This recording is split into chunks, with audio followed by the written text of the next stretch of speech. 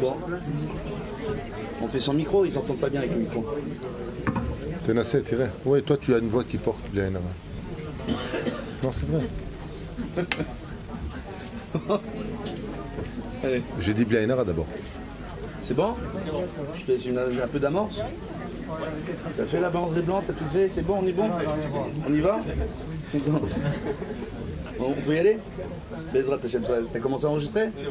Okay. Messieurs, dames, bonsoir. Bezrat Hashem, on va voir ce soir tous ensemble un cours particulier sur l'unité. L'unité au sein de l'État d'Israël, l'unité et son importance. À titre d'introduction, il faut rappeler que dans le Talmud, dans Masechet Yevamot, il est rapporté là-bas que le shalom et l'achdout aux yeux de Dieu sont tellement importants qu'ils peuvent repousser une misva assez. Donc une misva positive de la Torah qui se présente devant moi comme mettre les tefilines. Si j'ai l'occasion, moi, au lieu de prendre le temps de mettre mes tefilines, de faire le shalom entre deux personnes, je peux repousser la misva, faire ma tefila plus tard, mettre les tefilines plus tard, pour faire le shalom entre deux juifs. Raison pour laquelle on voit dans les halachot que les rois d'Israël avaient pour l'habitude, eux, de prier le plus tard par rapport à tous les autres. Ils priaient plus tard que les autres parce qu'ils étaient en permanence en train de s'inquiéter de la paix et l'unité au sein du clan d'Israël. Pour bien comprendre, à l'époque d'Achab, d'accord, c'est la période avec Eliyahu Hanavi, etc. On voit que la majeure partie des bénis Israël étaient idolâtres. Écoutez bien, ils étaient idolâtres. Et pourtant, jusqu'à que Dieu décide de dire ils se sont trop éloignés de la Torah, je vais leur envoyer Eliyahu Hanavi pour les ramener et leur faire teshuva. Ils vivaient dans la prospérité et la paix la plus totale. À l'époque où la majeure partie des Juifs en Israël étaient idolâtres. À l'époque de Rabbi Akiva, où la majeure partie des Juifs étaient des Talmidei Chachamim, que tout le monde appliquait Torah Mitzvot, ils ont eu une des périodes les plus difficiles de l'histoire du clan d'Israël, avec l'invasion romaine en Israël, et tout ce qui s'ensuit. Et avec la Hasara Harugei Malchut, dit tzadikim qui sont fait tuer de la façon la pire qui soit, dont Rabbi Akiva. On peut se poser une question. À l'époque de Rabbi Akiva, tout le monde faisait la Torah. Pourquoi on nous envoie les Romains?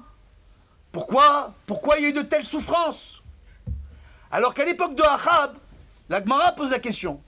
À l'époque de Achab, ils étaient tous idolâtres. Et Akadosh Baruch Hu n'a pas envoyé les mêmes souffrances. Vous savez c'est quoi la différence? Écoutez bien la différence. À l'époque de Achab, tout le monde était uni. À l'époque de Rabbi Akiva, les Talmidei Chachamim entre eux avaient des débats. Les 24 000 élèves de Rabbi Akiva, le Talmud dans Masechet Sanhedrin nous rapporte que 43 élèves de Rabbi Akiva avaient le même niveau de connaissance en Torah que Moshe Rabbeinu. Attention, pas en prophétie, connaissance en Torah. Que Rabbi Akiva lui-même, son niveau en Torah était plus grand que celui de Moshe Rabbeinu. À un tel point que quand Dieu se dévoile à Moshe Rabbeinu pour lui dire « Va sortir les bénis Israël d'Égypte », il dit « Attends, j'ai vu dans les générations à venir », Moshe répond à Dieu, « J'ai vu dans les générations à venir qu'il va y avoir un homme qui va être plus grand que moi et son nom c'est Rabbi Akiva. Pourquoi tu ne l'attends pas lui pour sortir les Juifs d'Égypte ?» Il dit « Parce que si on attend jusque-là, les Juifs vont arriver au 50e degré d'impureté en Égypte. Il sera trop tard, on ne pourra plus les sortir. » Le Zohar nous rapporte sur ce même passage que Dafka, nous, pour nous sortir de la galoute dans laquelle on est, il faudra que nous, on tombe dans le 50e degré d'impureté. Un truc de fou. Quand on est sorti d'Égypte, il ne fallait pas qu'on tombe dans le 50e degré d'impureté. Aujourd'hui, il faut qu'on y arrive. Et je vous dis la vérité, on est déjà arrivé depuis longtemps à ce degré d'impureté. Depuis très longtemps. Il suffit de regarder ce qui se passe aujourd'hui à la Tembelevisia, la télévision. D'accord? Le truc pour les tumbles. Ou encore, sur Internet, les programmes qu'on vous met, des kélim qui auraient pu servir à servir le savoir et la connaissance universelle, aujourd'hui, les contenus qu'on l'envoie là-bas, pour la majeure partie d'entre eux, c'est des trucs, comment ça s'appelle? La télé-réalité. Ouais. C'est vachement intéressant. Hein. On apprend beaucoup de choses là-bas. Donc on voit en réalité, malheureusement, qu'aujourd'hui ces kélim-là sont des outils qui servent à abrutir la masse populaire. Ça ne sert qu'à ça. Le niveau de connaissance générale et de culture générale ne cesse de baisser à travers les générations. Aujourd'hui, vous demandez à un jeune, c'est qui Victor Hugo? Il va dire, ah, je le connais, il fait des parfums. Vous rigolez, ça m'est arrivé. Attendez, il y a un jeune qui m'a répondu ça. Donc il faut arriver à comprendre de quoi on est en train de vous parler. Donc, pour simplement arriver à comprendre l'importance du shalom. Dans le Even Heiser, il est rapporté que dès la Sig Kala, donc pour aider un jeune khatan à pouvoir se marier, ou pour aider un couple à faire le shalom baït, on aura le droit de vendre un Sefer Torah. Sefer Torah. Je peux vendre un Sefer Torah pour faire le shalom dans un couple, pour les aider. Pour aider un jeune couple à se marier. Comprenez ce que je suis en train de vous dire? Il est dit, Talmidei Chachamim Marbim Shalom Ba'olam. C'est quoi Talmidei Chachamim Marbim Shalom Ba'olam? Le travail des rabbanim, le travail des Talmidei Chachamim, c'est de faire en sorte qu'il y ait la paix dans le monde. Normalement, c'est grâce au seul mérite de leur connaissance en Torah. Maintenant, il n'est pas toujours évident que grâce aux seules connaissances en Torah, on puisse faire le shalom. Une des explications qui est rapportée par rapport à ce qu'on explique dans Shulchan Aruch, c'est que Dafka un Rav, il sera en droit, s'il a plusieurs Sifrei Torah, de prendre un des Sefer Torah de la Kehila et de le vendre pour faire le shalom dans un couple, pour avoir de l'argent, pour aider ceux qui en ont besoin, si ça peut aider à faire le shalom entre les gens. Qu'il y ait l'ardoute entre les gens, qu'il y ait l'unité entre les gens.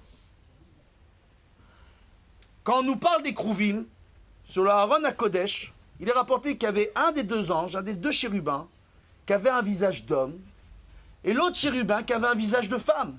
On dit les deux chérubins, quand Dieu était content de nous, ils étaient face à face, mais la tête baissée vers le Aaron HaKodesh, donc vers les Luchot Abrit et le Sefer Torah, qui a été écrit par Moshe Rabbeinu, qui était dans le Aaron HaKodesh, la tête baissée vers la Torah. On dit que le chérubin au visage d'homme représentait tous les hommes au sein du clan d'Israël. Et que le chérubin au visage de femme représentait toutes les femmes au niveau du clan d'Israël. Que quand Dieu était content de nous, il était content de nous quand il y avait le shalom baït et la hadout dans chaque foyer entre chaque homme et chaque femme. Mais que chaque homme et chaque femme, pour leur rappeler comment ils pouvaient faire le shalom dans leur maison, on leur rappelait que les chérubins regardaient toujours vers le bas, vers la Torah. Que le Kéli que Dieu nous a donné pour faire l'ardoute entre nous, c'est la Torah. La Torah. Pas autre chose.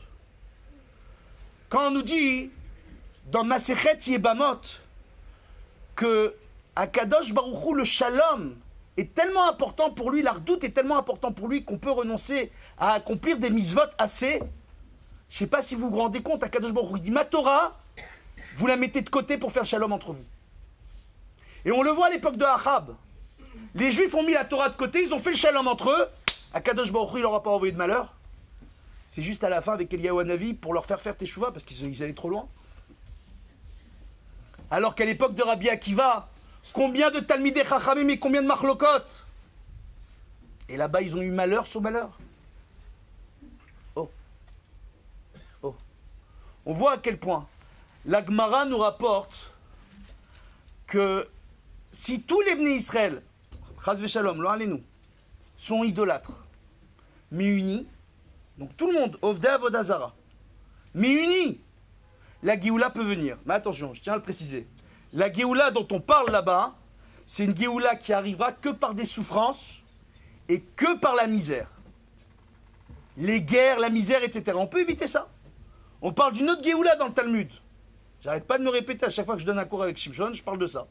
C'est pas grave, comme quoi il faut que ça passe. On voit que dans Maseret Shabbat, Dav Kuf Yutret, là-bas on nous dit que si les Bnei Israël font 2 Shabbats de suite, Keil Chata. C'est quoi Keil Chata? Ils respectent les halachot comme il faut. De Shabbat, la Géoula vient tout de suite. De quoi on parle en réalité Keil Chata? Il faut savoir que dans le Choshel Mishpat et le Even Heiser, on nous dit qu'il y a une façon d'accomplir la Torah pour les Bnei Israël. Il doit avoir une autre façon d'accomplir la Torah pour un Rosh Kihila, pour un Rav, pour un Dayan, pour un Gdolador. Un Gdolador ne peut pas faire ce que font d'autres personnes. Je vais vous donner un exemple. une chose qu'un Talmid Chacham normalement ne devrait pas faire, c'est d'aller au parc, manger avec ses enfants pour pique-niquer. Un Talmid Chacham, normalement, il n'a pas le droit de faire une chose pareille.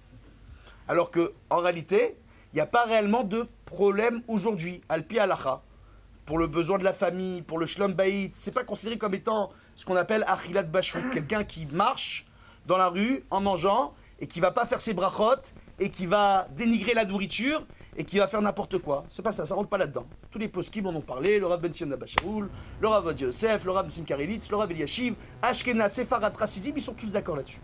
Mais un Talmid Chacham, lui, dans sa façon de faire la halakha, il pourra pas faire ça. Dans les halachot de Shabbat, il y a aussi des différences entre les Talmidei Chachamim et les autres. Les Talmidei Chachamim, Marbim Shalom Ba'olam, à partir du moment où eux prennent la Torah, ils l'appliquent différemment par rapport au peuple. Donc ça veut dire quoi qu'il chata, ça veut dire c'est pas simplement on doit tous connaître toutes les halachot de Shabbat comme il faut. Ça suffit pas. Faut qu'on se travaille sur nos midot, chacun par rapport à son niveau, qu'on comprend quel est notre niveau, et avec le travail sur les midot, savoir quels sont les halachot qu'on doit prendre sur nous. Que chacun comprenne sa place. Et que quand certains vont voir un rave qui met Rashi et Rabbeinu Tam en même temps sur sa tête, qui se disent pas peut-être je dois faire comme le rave. Peut-être que le rave, quand il met Rashi et Rabbeinu Tam en même temps sur sa tête, il connaît des kavanotes, il sait comment mettre Rashi, il sait comment mettre Rabbeinu Tam, il sait comment les placer sur son bras, il sait qu'on est sommaire sur la chita du Gaon de Vilna, comme il rapporte le Ben Ishraï, qu'on peut pas mettre Rashi et Rabbeinu Tam sur un bras comme on veut, en même temps. Peut-être que c'est pas pour tout le monde. Peut-être que le Rav, dans sa façon de faire les halachot, c'est pas la même chose pour les autres. Chacun doit comprendre sa place, et c'est pour ça qu'on doit donner du kavod aux rabbanim.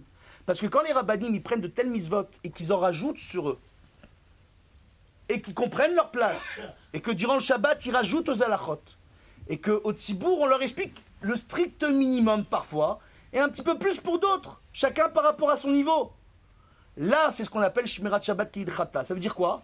Quand on aura tout ce qui se cache derrière ça, comme l'explique le Maharsha, c'est quand on aura tous compris la place de chacun au sein du clan d'Israël et comment chacun doit appliquer la Torah et comment doit travailler sur ses midot.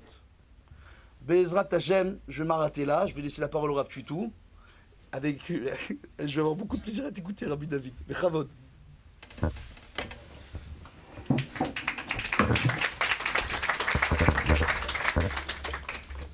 Les applaudissements, c'était pour toi, pas pour moi, je le sache. Tov, Beshem Hashem, Naaseh Benatzliach, Yedidenu Hayakar. J'aurais voulu d'abord et avant tout, en ton nom et au nom de tout le monde, une fois de plus encourager, remercier Shimshon Nathalie pour le travail extraordinaire qu'il a surtout, un petit peu, on peut même dire dans son sang, de constamment rapporter des shiurim qui sont non seulement d'actualité et de toute époque, mais pour tous les efforts que tu fais. Toda Rabba Shimshon pour le Klal d'Israël et pour cette réunion.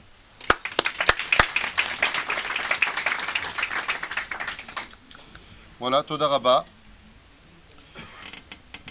Natril Be'ezrat Hashem, l'Ashlamat Ha'inyan, pour ce qui a été dit ici, pour un des sujets les plus difficiles, je dirais même à mon goût, la mitzvah la plus compliquée, la plus dure et la plus incompréhensible de toutes les mitzvot de la Torah, puisqu'elle n'est même pas mentionnée réellement parlant dans les 613 mitzvot de la Torah, parce qu'elle est toute la Torah. Et cette mitzvah-là, qui nous est donnée d'aimer son prochain comme soi-même, Shenemar Ve'ahavta l'Ereacha Kamocha, c'est une mitzvah de la Torah. Rabbi Akiva, vient Rabbi Akiva et nous dit Zeklal Gadol Batorah, c'est toute la Torah. Aval Mechila Mikvotrem, désolé de le rappeler, mais comment on peut me demander d'aimer une ordure? Comment on peut me demander d'aimer quelqu'un qui est pathétique, antipathique, apostolique ou l'anaphélétique? Blidre, kick de naissance. Il vient, il se mêle de tout. Tu viens, il rentre à la maison, il dit tu ne sais pas éduquer tes enfants. Et tu l'as en train de lui dire je t'aime. Tu peux lui dire qu'à une condition, si tu as pris un joint. Aval, réellement parlant, concrètement parlant, j'ai même vu ici mon ami, Abishai Ayakar, une fois courir après quelqu'un qui avait été un petit peu agressif. Il lui a tendu la main une fois, 2 fois, 3 fois. Il lui a donné le dos. Chez nous, on dit Barafil Knif, va aux toilettes. Imataba, Baruchaba, Vim Lobam Laraha. Mais c'est vrai, comment on peut nous demander d'aimer l'autre? Pourquoi? Parce que le Midrash, ainsi que les Chachamim, ainsi que la Gemara nous dit que l'homme n'est que le reflet de l'amour pour l'autre, tout comme l'eau reflète ton visage. Comment tu veux que mon cœur puisse t'aimer puisque toi tu ne m'aimes pas? Donc si je suis capable de t'aimer, c'est parce qu'en toi il y a un potentiel que je dois absolument connaître. Et le verset de Ve'afta l'ereacha kamocha est compris de la racine l'ereacha qui vient du mot ra, qui veut dire le mauvais. Je dois aimer le bon comme le mauvais qui est chez toi. Pourquoi? À cause du mot kamocha. Parce que chez toi aussi tu as du bon et du mauvais. J'en profite d'ailleurs pour faire une parenthèse importante. Je suis désolé messieurs, vous êtes sur la gauche. Et là il y a les femmes juste en face. Donc je vais me mettre comme ça sur le côté. J'ai oublié d'ailleurs avant de commencer de remercier une fois de plus mon épouse ici présente. Comme c'est elle qui a les clés d'appartement, vous comprenez, je veux la remercier. Donc, Toda Rabba pour m'accompagner partout où je vais et pour tout ce que tu fais pour moi. Hommage Toda Rabba. Elle a apporté ma sacoche et tout, elle a payé l'addition tout à l'heure.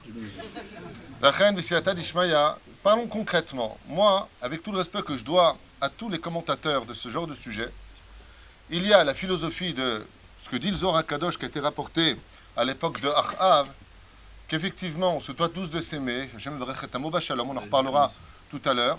Aval tachles, goufa, ben adam hazeh, bilti nisbal. Cette femme-là, elle est insupportable. Tu vas lui raconter un truc, elle va te planter derrière. Celui-là, il te fait du lachonara, il vient chez toi, il te...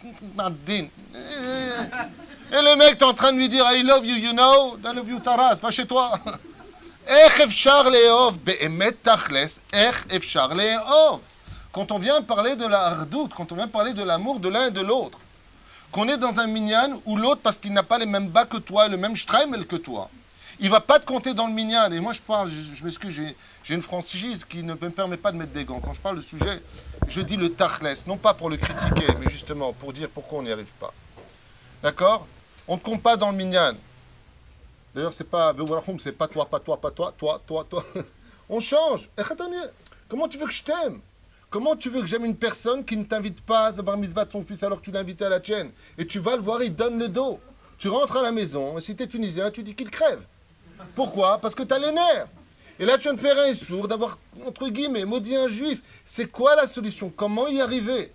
Pour pouvoir y accéder, j'espère que je ne prendrai pas trop de temps. D'ailleurs, je te demande de me rendre service. Tu me tires le pantalon vers le bas. D'accord. Juste le pantalon. D'accord. Bezrat Hashem ou la veste comme ça veut dire stop. Parce que quand je pars, je pars. C'est d'abord d'expliquer le challenge et l'origine du peuple juif. Alors bien entendu, ça c'est un très très long sujet. Il faut comprendre que la hardout n'a jamais été demandée aux nations du monde. C'est une mitzvah rabotai qui est spécifique au peuple d'Israël. La hardout des nations du monde s'appelle dans l'origine des choses Mishpechot Adama. Car dans l'origine de la création du monde, chaque pays a été créé. Mitzraïm, Put, ne sont rien d'autre que des pays fondés par les propres gens qui portaient ce nom. Et en fin de compte, c'est devenu une nation qui en réalité était une famille, que la Torah appelle Mishpechot Adama. Comme nous-mêmes, d'ailleurs, plus tard, nous l'appellerons les Mishpechotam, les Vet Avotam. Nous sommes une nation définie par la notion de famille. Tel que vous l'avez bien compris, nous sommes les descendants de Avraham, de Yitzhak et de Yaakov. Tous descendants de Yaakov par le biais des 12 tribus, que vous le vouliez ou pas, Tunisiens, Marocains, Algériens, tous autant qu'on est, Ashkenaz ou Sfarad, nous sommes tous de la même famille. Tous autant qu'on est. Et c'est souvent un petit peu dans cette notion extraordinaire que, je ne sais pas si vous avez remarqué, il y a un endroit où tous autant qu'on est, on fait tous les mêmes gestes. Où on cherche Robert, où on s'énerve. Ça s'appelle la voiture. Vous avez remarqué, c'est pas une blague. C'est le seul endroit où on dirait qu'il n'y a pas de vitre. C'est le seul endroit où tu peux voir un rave si vraiment il a des bonnes midotes. Comment? En voiture. Tu viens de garer, prends ta place, tu as les dents qui poussent, tu ne sais pas si tu fais un schéma à Kodesh pour le tuer, tu ne sais pas quoi faire. Tu te dis, regarde, je fais une marche arrière, baba, je fais une marche arrière, tu es en train de me prendre ma place. Tu vas partir, je vais te crever le pneu. Tu as les nerfs. Et après, tu prends ta voiture et tu cherches une place. Et tu tapes sur le volant. Tu n'es pas content. Pourquoi tu n'es pas content? Parce que cette personne t'a pris ta place. Mais si tu sors dehors, et c'est ce qui m'est arrivé d'ailleurs, je vous racontais une fois, je descendais comme ça, une rue, le Méchané, laquelle, Menachem Begin, et j'arrive à un rond-point. Vous savez qu'en Israël, il y a un truc de folie. C'est que dans les ronds-points, c'est celui qui est dans le rond-point qui l'emporte. En France, par exemple, dans le permis de conduire, tu viens de la droite, même au rond-point, tu as priorité. Et donc là-bas, il y avait deux netivim, deux voies. Donc moi, je ne sais pas pourquoi, mais dans ma tête, s'il y a deux voies, c'est pour deux voitures. Je sais pas, dans ma tête à moi. Donc comme le mec à l'intérieur, il roulait à l'intérieur de la voie du rond, à l'intérieur, moi j'avais la voie extérieure. Donc je m'engage. Et le mec, en plus à moi, il me fait klaxon. Et là, je sens une malédiction qui va sortir de sa bouche. J'ai eu peur pour ses dents. Et il me fait ça. Un élève et un ami qui vient à mes cours tous les matins. Il n'est pas venu pendant un mois. Il m'a klaxonné, il allait descendre, je ne sais pas ce qu'il allait faire. Et je lui fais, ah, Kevodo Yavor. C'est exactement cela, la hardout. Est-ce que celui qui vient de me prendre ma place, une fois je me suis imaginé, ça m'arrivait devant le collège, je viens pour me garer en arrière, un Israélien il passe, on dirait que nous on est des extraterrestres. Un Israélien il vient en Israël, il passe comme ça, et il me prend la place. Je viens pour faire marche arrière, je commence à péter les plombs. Pourquoi? Je voulais aller aux toilettes. Un Tunisien qui veut aller aux toilettes, il ne prend pas sa place. Pourquoi? Monsieur le Mout. Qu'est-ce que je fais moi? Je me suis imaginé que le mec qui était derrière, c'était mon frère, qui venait d'arriver pour me voir. Qu'est-ce que j'aurais dit? Chavod. Nous sommes une famille. Et quand on n'arrive pas à voir ces problèmes qui nous entourent, ce jugement qui est si dur vis-à-vis des uns et des autres, sans comprendre le pourquoi de cette conduite non appropriée au shalom, c'est tout simplement parce qu'on n'est plus capable de voir quelqu'un de notre famille. Alors que la Torah nous apprend, tous autant qu'on est Sfarad comme Ashkenaz, Eloké Abraham, Eloké Yitzhak, Veloké Yaakov, pour nous inculquer, pas simplement que Maasa Avot Siman Abanim, que l'action des pères se répercute sur les enfants, mais que Béhémet, chaque fois que tu vois un juif, n'oublie pas ce détail. Cette personne, qu'elle soit femme ou homme, c'est quelqu'un de ta famille. Comme je le dis souvent, celui qui veut prendre des cours de Shlom Bayit, la meilleure adresse, c'est pas les rabbanim. Et je vais vous dire pourquoi. D'enseigner le Shlom Bayit, d'enseigner le shalom entre le peuple d'Israël, quand tu es dans ta yeshiva, avec celui qui te ressemble, c'est pas ça, la hardout d'un peuple. Celui qui veut apprendre, et je vous demande pardon à l'avance car je risque de pas vous vexer, mais en tout cas peut-être de vous choquer, ce qui ne me fatigue pas non plus l'esprit. Mais si vous voulez apprendre qu'est-ce que la hardout dans le peuple juif, allez demander à Hitler, il marche mauvais échelon. Allez demander à Ahmadinejad. Allez demander à tous ceux qui nous ont fait du mal. Quand vous allez les voir, vous leur poserez une seule question. Tu veux tuer du juif, mais lesquels? Les kippot srugot ou les kippot shchorot? Tu veux tuer un ashkenaz ou un sfarad? Un dati, un léoumi ou un charidi? Je vous promets que leur réaction sera quoi? Un juif. Quand on veut apprendre la hardout, malheureusement, on l'apprend de tous ceux qui ont voulu nous faire du mal, comme Titus, Nebuzradan ou bien d'autres. Parce que pour eux, il n'y avait aucune différence entre un juif avec une kippa sruga ou un juif avec une kippa un tel ou un tel. Même si aujourd'hui, je l'avoue, c'est une politique en Israël, c'est un symbole en Israël. Ne soyons pas aveugles. Aval, de l'autre côté, c'est dommage que quand eux nous voient, ils voient une famille chez nous. Et que nous, on voit des étrangers parmi nous. Alors comment procéder, Bezrat Hashem, de façon technique à tout cela? Pourquoi tu me fais la montre? C'est lui qui me fait la montre. Si tu me tiens. Non, j'ai rien fait moi. Comment on fait? Parle. Parle. On raconte une très jolie histoire d'un roi qui avait un très très gros problème physique. Il était borgne, il avait comme ça un œil qui se fermait un petit peu, il n'était pas très joli. Et il avait une jambe qui remontait un peu comme le coq qui se tient sur un pied. Et une main un petit peu blessée. Et ce roi-là a demandé à 3 artistes peintres de venir le peindre.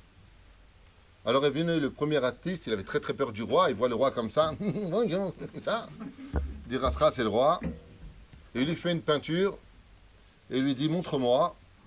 Et là, l'artiste peintre retourne la peinture, et qu'est-ce qu'il voit? Wahad Zemzin, beau gosse, vraiment beau gosse. 2 jambes, les 2 yeux bien ouverts en amande, couleur verte. Le roi lui dit, tu te moques? Ça, c'est pas moi, ça. Tu te moques. Ça veut dire que tu fais un mensonge sur ce que tu vois de moi. Il l'a renvoyé du palais, sans le payer. Est venu le deuxième artiste, il a compris la leçon. Le roi se tient sur son pied, comme ça, il attend. Il dit alors? Il dit, ah, voilà. Et qu'est-ce qu'il a fait? exactement ce qu'il était mamash dans la vie. Et il lui a dit, tu te moques? Tu te moques de moi? C'est vraiment comme ça que tu me vois dans la vie? Ça tronche?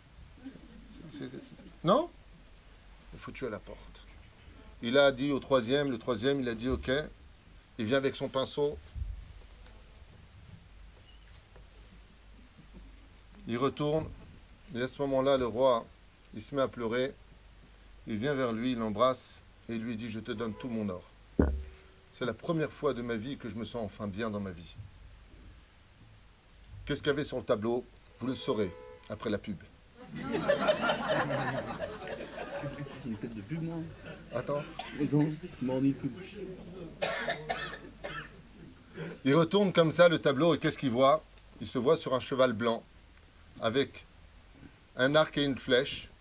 Et pour viser, son œil qui était borné fermé, son bras qui était blessé qui remontait tenait l'arc, son genou qui remontait en arrière était placé dans l'étrier, c'est comme ça qu'on appelle ça. Et on voyait un prince en train de chasser un cerf dans une position où tous ses défauts n'étaient que des qualités. Les Chachamim nous disent, chaque juif est rempli de ses qualités et de ses défauts. Ça dépendra exactement du dessin sur lequel on le placera dans notre esprit. Le challenge du peuple juif, Rabotai, est d'être capable de placer chaque défaut de l'autre dans un étrier qui conviendra à son image pour en faire de lui un juif parfait. Et pour pouvoir y accéder, je n'ai qu'une seule garantie. Laquelle? Celle d'être certain que le Créateur du monde ne s'est pas trompé sur son peuple. D'être certain que si Dieu nous a choisis en tant que peuple et que Dieu sait tout de nous, c'est qu'apparemment il a vu des choses chez l'autre que moi je n'ai pas encore vues. Alors la seule chose que je peux mettre devant moi, c'est l'image que je représenterai de ce juif. Pour pouvoir y accéder dans ce monde qui est impossible, à l'image de cette métaphore très connue des Chachamim, d'un roi qui voulut mettre à l'épreuve le peuple juif dans son intelligence, il leur servit comme ça un très bon plat, un très très bon plat, et dans chaque plat il a mis de la soupe. Mais malheureusement, le piège était très simple, il leur a mis tout simplement des cuillères d'1 mètre de long. Très connu comme histoire. Ouais, bon, je passe à autre chose alors. 1 mètre de long. Il a voulu voir Bémet comment ils arriveraient à manger une soupe avec une cuillère qui faisait 1 mètre de long et qui était un peu épaisse. Les Juifs se sont assis, l'un en face de l'autre, et sans aucune hésitation, il a pris la cuillère, il l'a mis dans la soupe de celui qui était en face et il lui a donné. Pérouche Adava, que comme l'enseigne d'ailleurs la Gemara, on ne peut aimer qu'en s'investissant. Quand tu es capable de donner à l'autre sans rien attendre de lui, qu'on appelle avatrinam, tu comprendras que même quand tout est impossible parce que ce n'est pas la bonne mesure, tu peux arriver à nourrir l'autre dans la spiritualité ou au moins dans un shalom tous les matins. Je vais te redonner la parole parce que si j'ouvre le deuxième volet, je vais partir Bezrat Hashem pour encore un bon quart d'heure.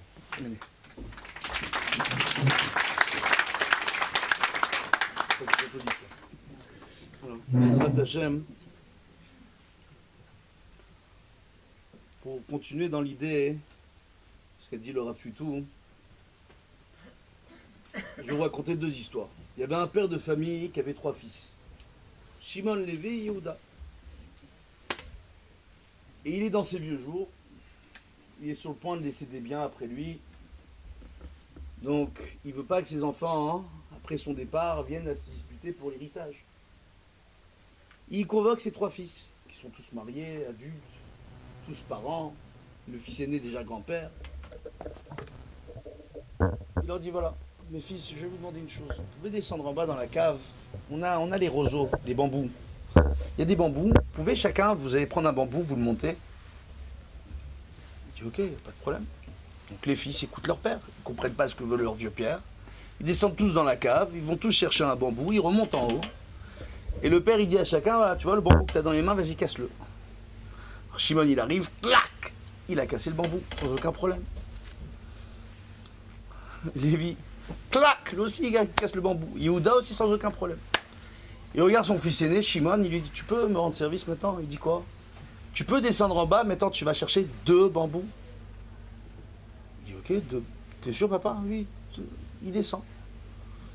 Il y avait plein de bambous ce jour-là dans la cave. Ils n'ont pas compris d'où il arrivait, tout ce bambou. Il remonte en haut, le fils Shimon, il essaie de casser le bambou, il n'arrive pas, c'est un peu dur. Le bambou, c'est un peu dur. Alors il demande à son jeune frère, Lévi, qui est un peu plus jeune, de casser les 2 bambous. C'est un peu dur. Il arrive à bien tordre les bambous, mais il n'arrive pas à les casser. On demande au plus jeune Yehuda, tchic-tchac, clac. Les 2 bambous, il les a cassés. Ok. Il dit à Yehuda, apparemment c'était le plus fort, c'était le plus costaud. Il dit oui. Tu peux me rendre un service, mon fils, tu peux aller en bas maintenant, tu vas chercher 5 bambous. 5. Tu les attaches, tu les montes. Il prend 5 bambous, il les prend, il dit maintenant, comme tu es le plus fort, tu vas essayer de casser les 5 bambous. Prends les 5 bambous, il essaye de les casser, il n'y arrive pas. 5 bambous, bien ligotés ensemble, sont costauds, ils se soutiennent, ils sont incassables. Le père leur dit, écoutez mes fils, je suis sur le point de quitter ce monde, je vous en supplie, restez unis, comme ces bambous. Si vous restez unis et qu'il n'y a pas de débat entre vous, alors comme ces bambous, vous serez indestructibles. Si vous commencez à vous désunir, on pourra facilement vous faire du mal. Et vous pourrez facilement vous faire du mal les uns aux autres. Deuxième histoire, Maguide de Dubno, je l'aime beaucoup. C'était un médecin en plus. Le Maguide de Dubno rapporte un machal. Il y avait un roi, qui avait un fils. Son fils, il avait 11-12 ans. Malheureusement, le fils, quand il est venu au monde, l'accouchement s'est pas bien passé. À partir du moment où il a grandi, il parlait pas comme les autres enfants, il se comportait pas comme les autres enfants, et à l'âge de 11-12 ans, il voulait pas porter le moindre vêtement. Il passait sa journée à être nu, sous la table du palais royal, la table de la salle à manger, et là-bas, il demandait à ce qu'on lui donne à manger des graines. Comme pour les poulets. Et le gosse, il disait, je suis un poulet. Et toute la journée, c'était cote, kit. Il se prenait pour un poulet, le gosse. Le roi, il n'en pouvait plus. Tous les gens qui venaient au palais voyaient que le roi avait une famille nombreuse. Il avait un fils complètement allumé, qui se prenait pour un poulet, qui supportait pas le moindre vêtement et qui supportait comme seule nourriture des graines d'oiseaux. C'est un problème. Et qu'est-ce qui s'est passé ? Il ne savait pas quoi faire. Il a fait venir les plus grands spécialistes, les plus grands neuropsychiatres et neuropsychologues, les plus grands professeurs, etc. Rien à y faire. On n'arrive pas à discuter. Il se prend pour un poulet, le gosse. On ne sait pas d'où ça lui vient. Ils n'arrivaient à rien faire. Jusqu'au jour où un jeune juif était convoqué au palais du roi pour régler des problèmes d'impôts. Et bien sûr, en tant que bon juif, hein. Il dit, écoute, je veux bien payer les impôts, mais si je règle le problème de ton fils, t'es disposé à me faire une petite ristourne ? Il dit, il n'y a aucun problème. Tout le monde dans le palais était au courant du problème de ce gosse. Tout le monde. Il dit, bon, ok, comment on fait ? Il dit, voilà, vous allez laisser seul dans la salle à manger avec le gosse. Vous allez laisser des gardiens en haut pour nous surveiller, voir qu'il ne se passe rien de bizarre, qu'il y ait des témoins. Et vous me laissez seul avec le gosse. Et vous me laissez faire. D'accord. Dès que tout le monde sort, qu'est-ce qu'il fait le juif ? Il enlève tous ses vêtements. Il se met, comme le gosse, à tourner autour de la table et à picorer toutes les graines. Et lui aussi, tarnigole. Le gosse, il comprend pas. Il voit un bonhomme, un adulte, qui se prend pour un poulet sous la table. Il se dit, attends, il y a un fou ici. C'est quoi cette histoire de poulet ? Après, l'autre, il dit, t'es qui ? Le gosse, il pose la question à l'adulte, t'es qui ? L'adulte, il dit, attends, je suis un poulet, comme toi. Tu crois que t'es le seul poulet au monde ? Il dit, ah, super. On est copains alors ? Oui, viens, on va manger des graines ensemble. Côte, kit, cat. Et les deux ensemble, comme ça, en train de faire des poulets. Le roi, il voit ça d'en haut, il se dit, c'est pas possible. Bon, on a tout essayé, viens, on le laisse faire, c'est peut-être un fou, mais on sait jamais sur un malentendu. Et ce qui se passe, c'est qu'au bout d'une semaine de côte, coude, cat, d'accord ? Ah ouais. On rappellera, hein, même pour Shalom Malchut, on peut repousser une mitzvah assez. Donc ce juif, pendant une semaine, il s'est occupé de ce gosse. C'est juste pour l'exemple, mais c'est une histoire. C'est qu'une histoire, c'est une parabole. Maintenant, ce qui se passe, c'est quoi ? C'est que kit, cat, coude, pendant une semaine, au bout d'une semaine, il lui dit, dis-moi quand même, on est des poulets, mais il fait un peu froid dans le palais, hein, tu trouves pas ? Tu veux pas, on met une chemise ? Même on est des poulets, on peut tomber malade, on peut avoir courant d'air. Mais on est des poulets, on va continuer à manger des graines et tout, il n'y a aucun problème. Mais viens, on met une chemise. Le gosse, il dit, tu sais quoi ? T'as raison, mets une chemise. Il réussit à convaincre le gosse à mettre une chemise. Donc le juif, il met sa chemise, le gosse, il met sa chemise. Quelques heures passent, ils sont en train de picorer les graines, etc. Il dit, tu sais, quand même, on est pieds nus. Tu veux pas, on met des chaussettes ? Le gosse, il dit, attends, mais on est des poulets. Il dit, oui, mais des poulets, mais on a froid aux pieds, on peut mettre des chaussettes, c'est pas interdit. Il dit, ok, viens, ils mettent des chaussettes les deux. Quelques heures passent, chaussures, pantalons, il réussit à habiller le gosse. Il laisse 1-2 jours passer. Au bout d'1-2 jours, il lui dit, dis-moi, t'en as pas marre, on est en train de faire les poulies toute la journée.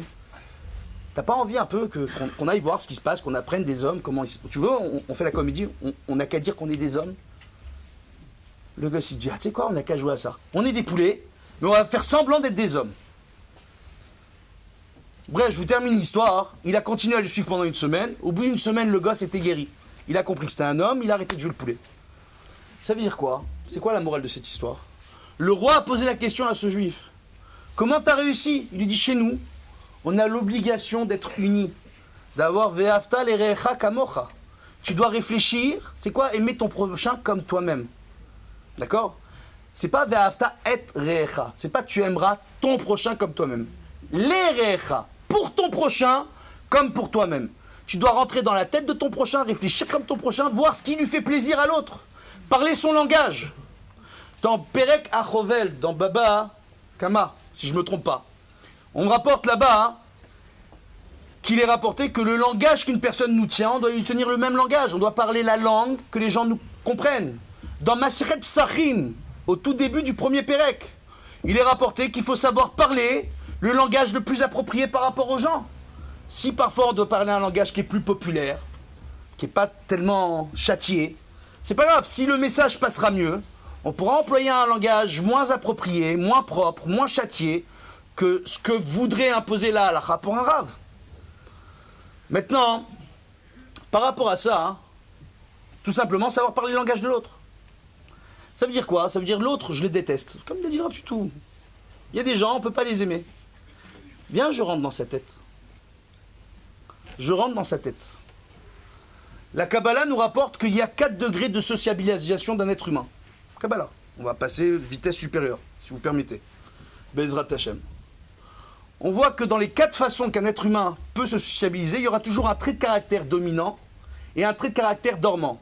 Vous avez l'impression de suivre un cours de psychiatrie, c'est pas grave. Je donne des cours aujourd'hui à la Mechla de Netanya et à la fac de Tel Aviv, aux futurs psychiatres et psychologues, alors que je suis rabbin. Maintenant, juste pour vous dire, 4 façons de se sociabiliser. Caractère dominant, caractère dormant. Il y a ce qu'on appelle le tomer, celui qui veut soutenir l'autre.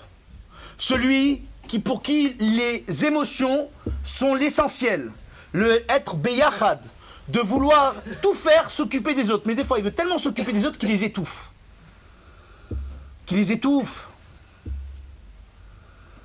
Et malheureusement, il veut rentrer dans le détail de tout. Il y a le missimati, celui qui aime bien qu'on prenne des décisions pour lui et qu'on lui explique comment faire les choses.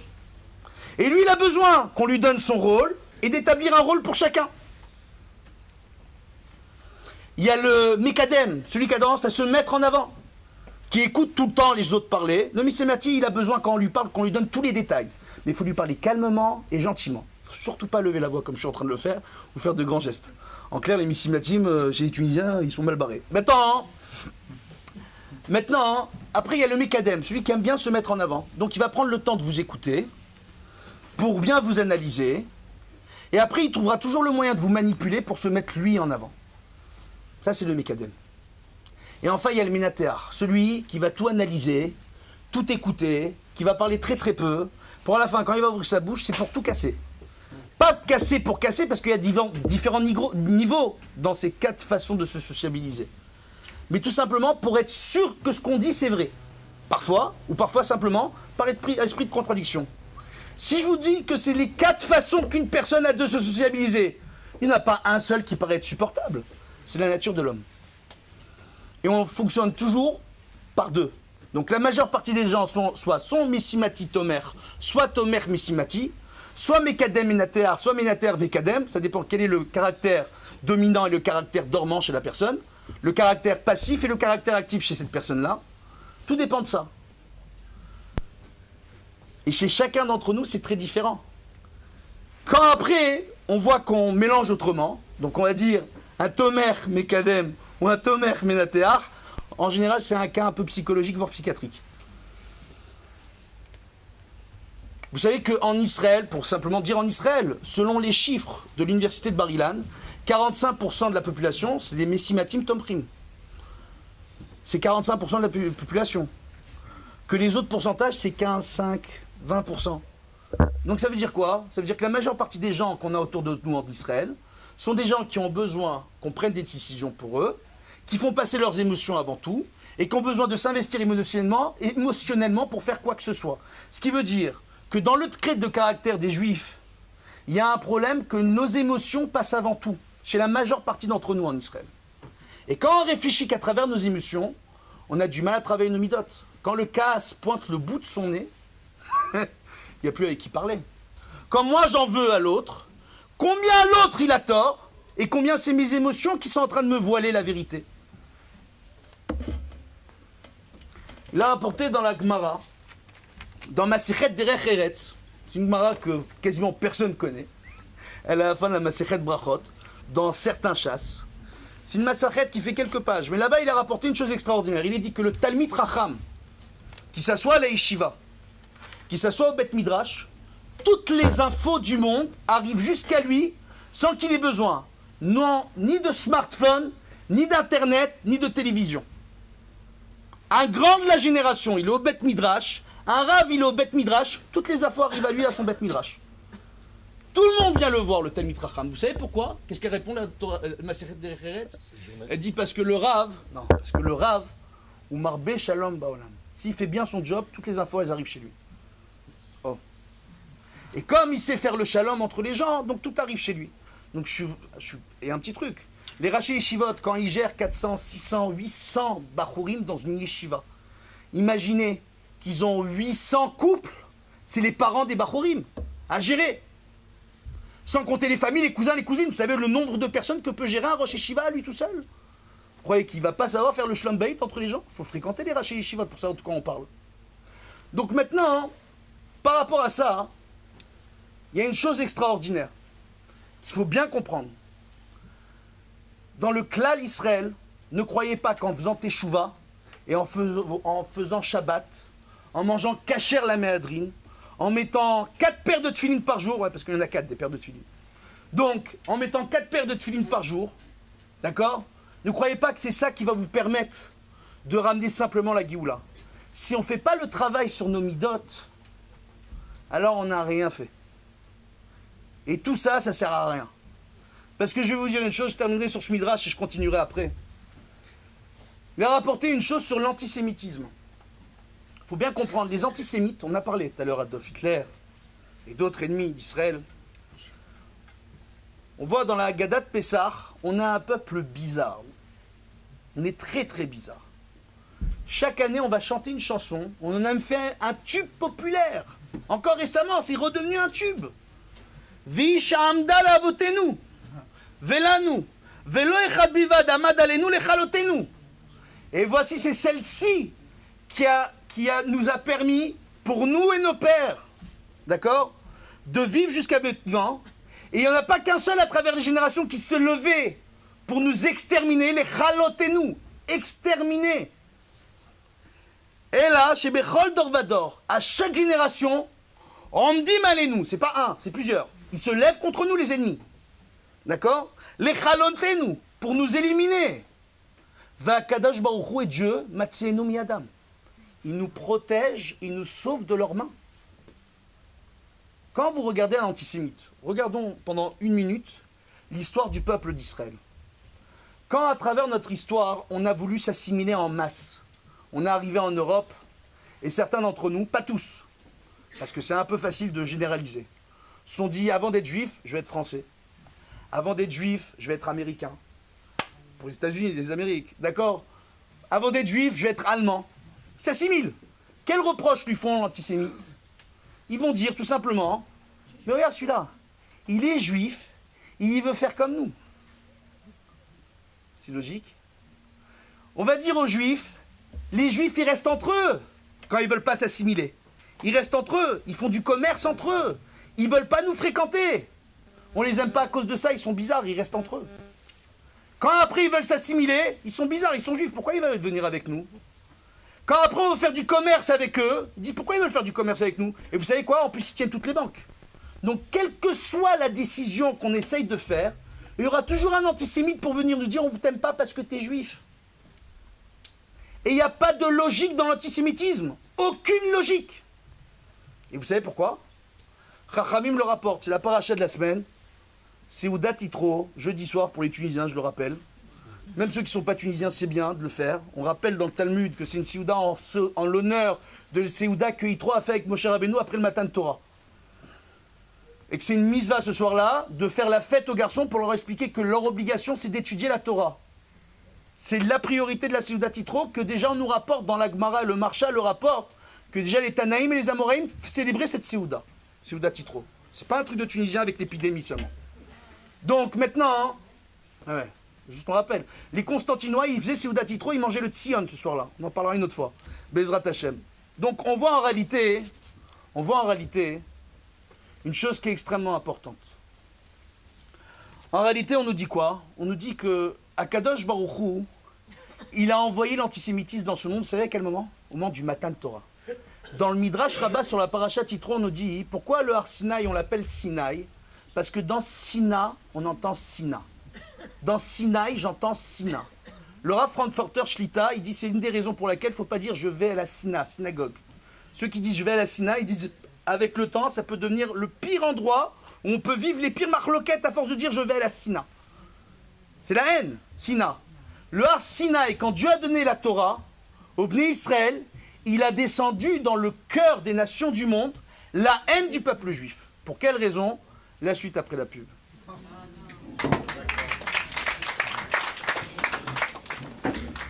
Chazak ve'ematz, namshir bezrat Hashem darkenu atov, la hashelamat ha'inyan, pour compléter ce qui a été dit.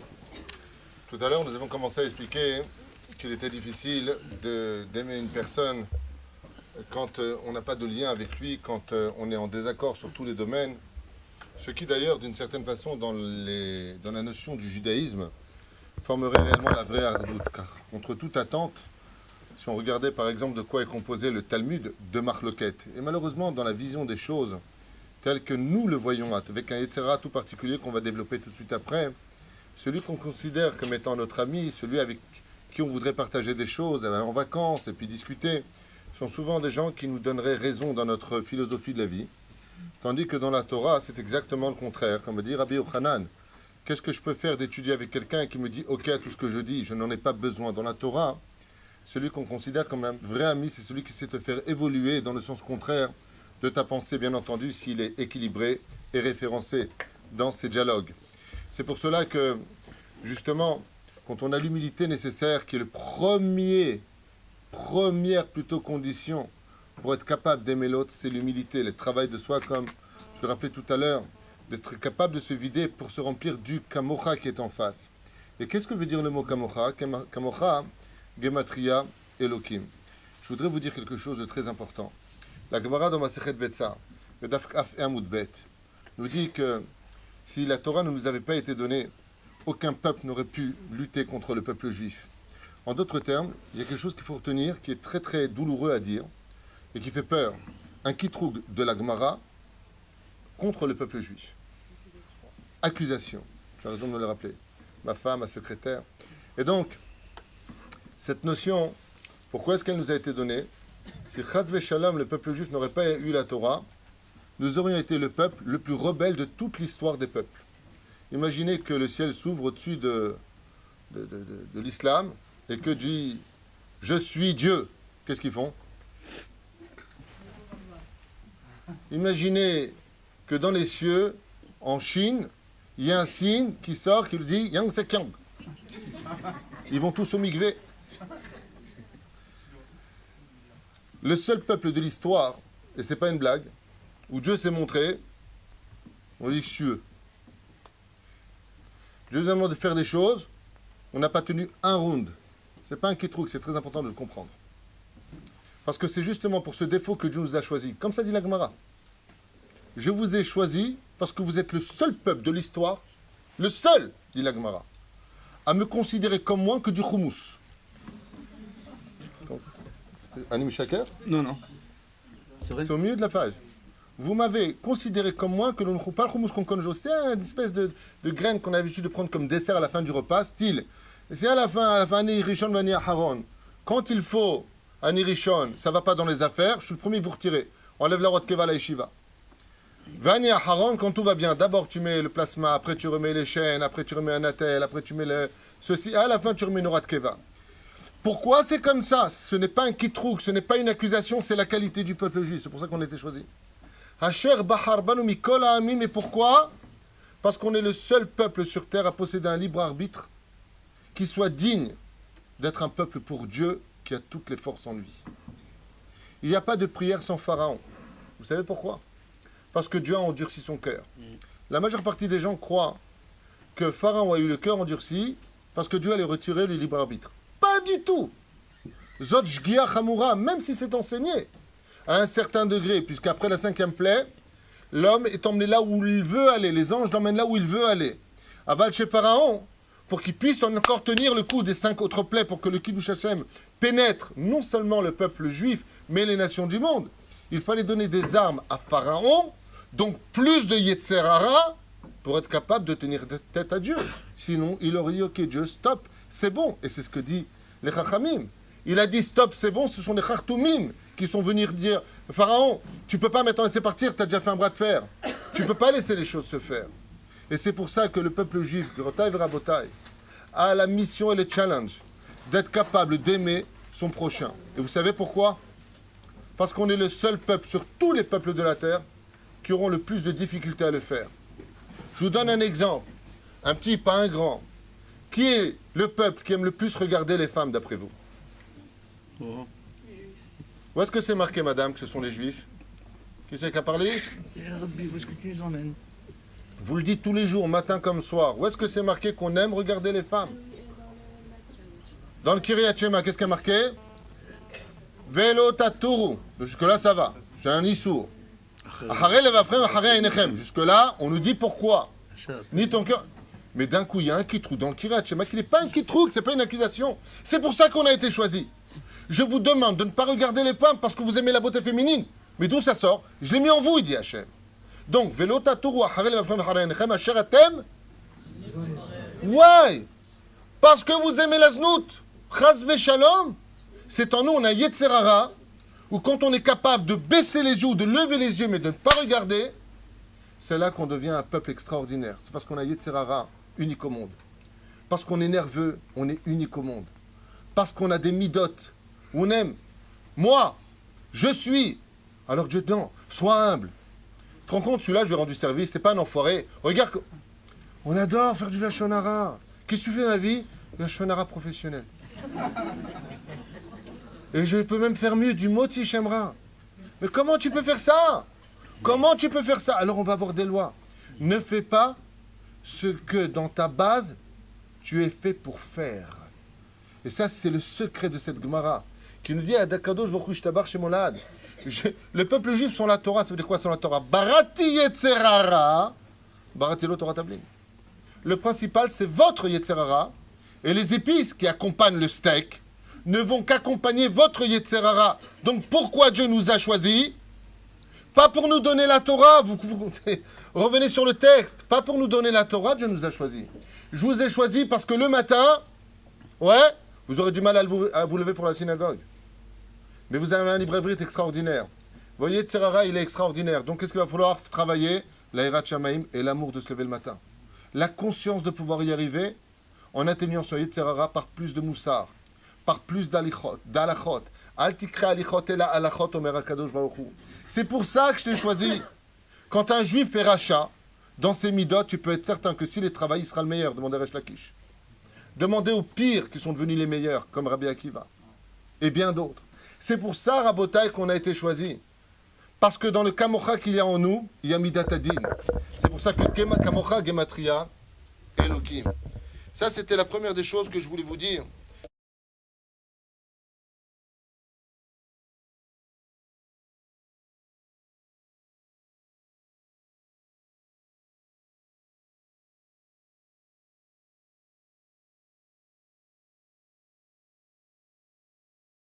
C'est de l'individualisme au klal. Et pourquoi c'est la mitzvah la plus difficile de toutes? Parce que c'est une mitzvah qui va l'une contre l'autre. Qu'est-ce que te demande la Torah? De vivre tsanoua. Regardez un petit peu ce que nous dit les Chachamim sur le désert. Comment étaient placées les tentes? En carré. Chaque tente était placée dans un contexte où elles étaient toutes par tribu, 3 tribus, 3 tribus, 3 tribus et 3 tribus, on est bien d'accord. Et donc chacun vivait serré l'un contre l'autre. Et on nous dit, Kolam Israël Arevim Zelazé, Israël Arevim Zelazé, je suis ton garant. De l'autre côté, on te dit, ne parle pas de l'autre. Ne te mêle pas. Non, le Rasra a dit, je me mêle plus, dis-moi ce que tu veux maintenant. Donc c'est chez moi, je vis chez moi, on est bien d'accord. Quoi, tu vis comme un égoïste, tu fais pas partie du klal? Ou le fiche au tsiet atzmo mi na klal kafar baïka, Rasra, j'en peux plus. Comme je me suis retiré du klal, ouais, eh ben tu as été le rachat par excellence qui a déraciné tout le mal du peuple juif. Mais alors comment tu veux que je... Alors, bonjour, ça va? Ne me dis pas. Parce que je vais sortir, je vais dire du mal de toi. Alors pose-moi la question, je ne sais plus quoi faire. C'est fatigant.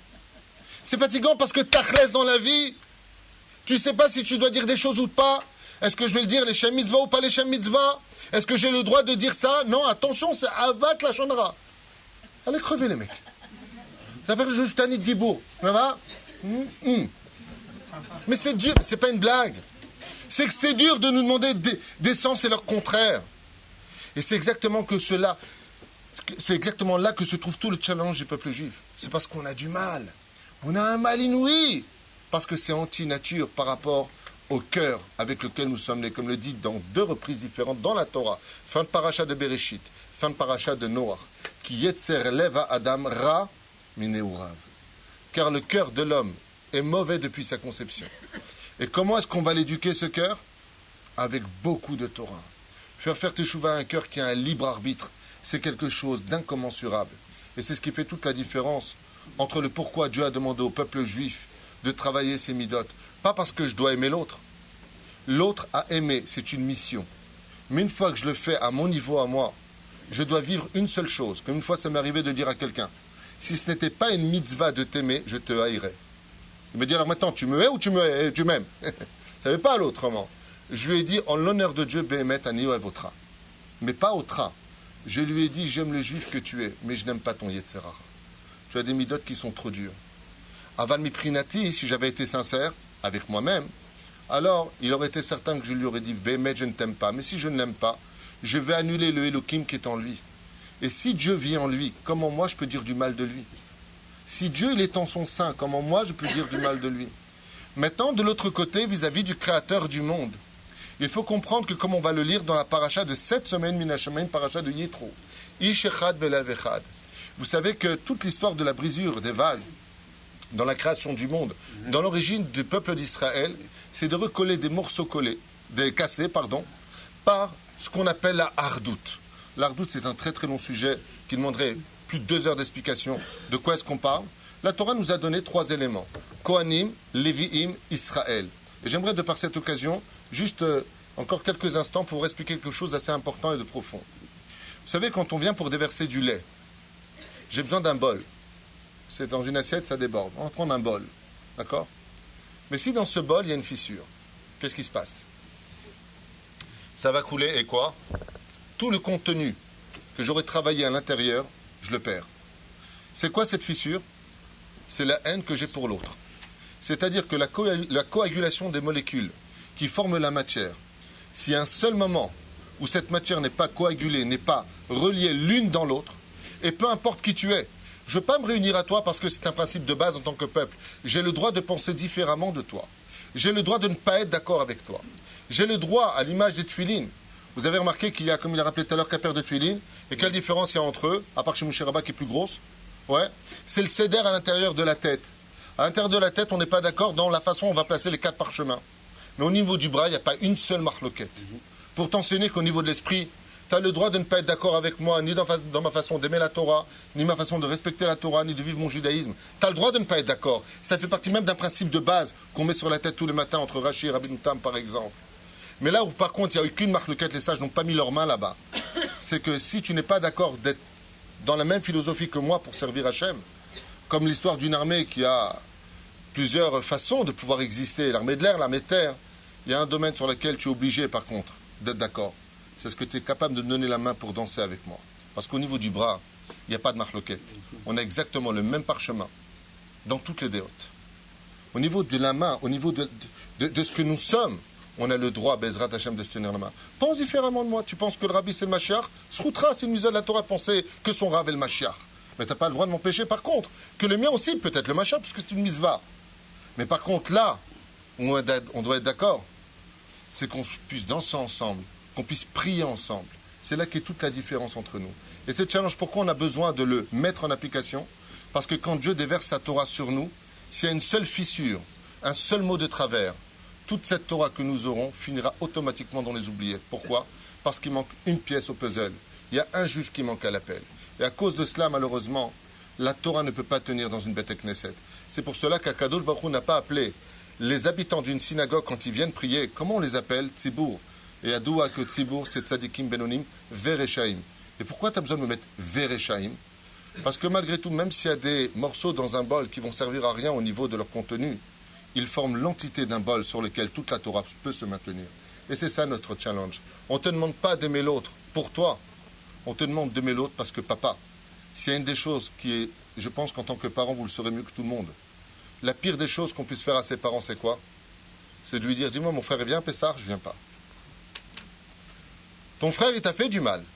Ton frère, tu as des raisons de le haïr. Il t'a vendu aux impôts, il t'a piqué ton truc, ton machin. Ce que tu veux, l'oralin velo alechem. Mais quand t'es papa, toi, de ton côté, vous savez ce que c'est pour un père qui entend que ses fils ne viendront pas à la même table ou alors ne viendront pas à la même réception parce que s'il y est, il n'y est pas? Il y a un égoïsme qui a lieu au niveau des enfants. Vous savez, c'est lequel? C'est qu'ils n'ont pas pensé de leur conflit à une seule personne. Ceux qui les aiment plus qu'eux-mêmes s'aiment, c'est le père. C'est ce qu'il dit à Kadosh Baruch Hu. Et je finirai juste avec cette phrase avant de continuer sur le domaine ésotérique après que tu prennes la parole, si encore le temps m'est compté. C'est de vous dire, Bisiata d'Ishmaïa, que Akadosh Baruch Hu ne peut exister, écoutez bien ce que je vous dis, ne peut exister qu'à travers l'amour du peuple juif. Si on n'est pas capable d'aimer le peuple d'Israël, sachez que toute sa vie, on aura fait de la Vodazara. Ça veut dire quoi de la Vodazara? J'aurais pensé aimer un Dieu, mais je m'étais tout simplement trompé d'adresse, parce que le dévoilement divin ne passe qu'à travers le Kiddush Hashem de la naissance de la nation juive.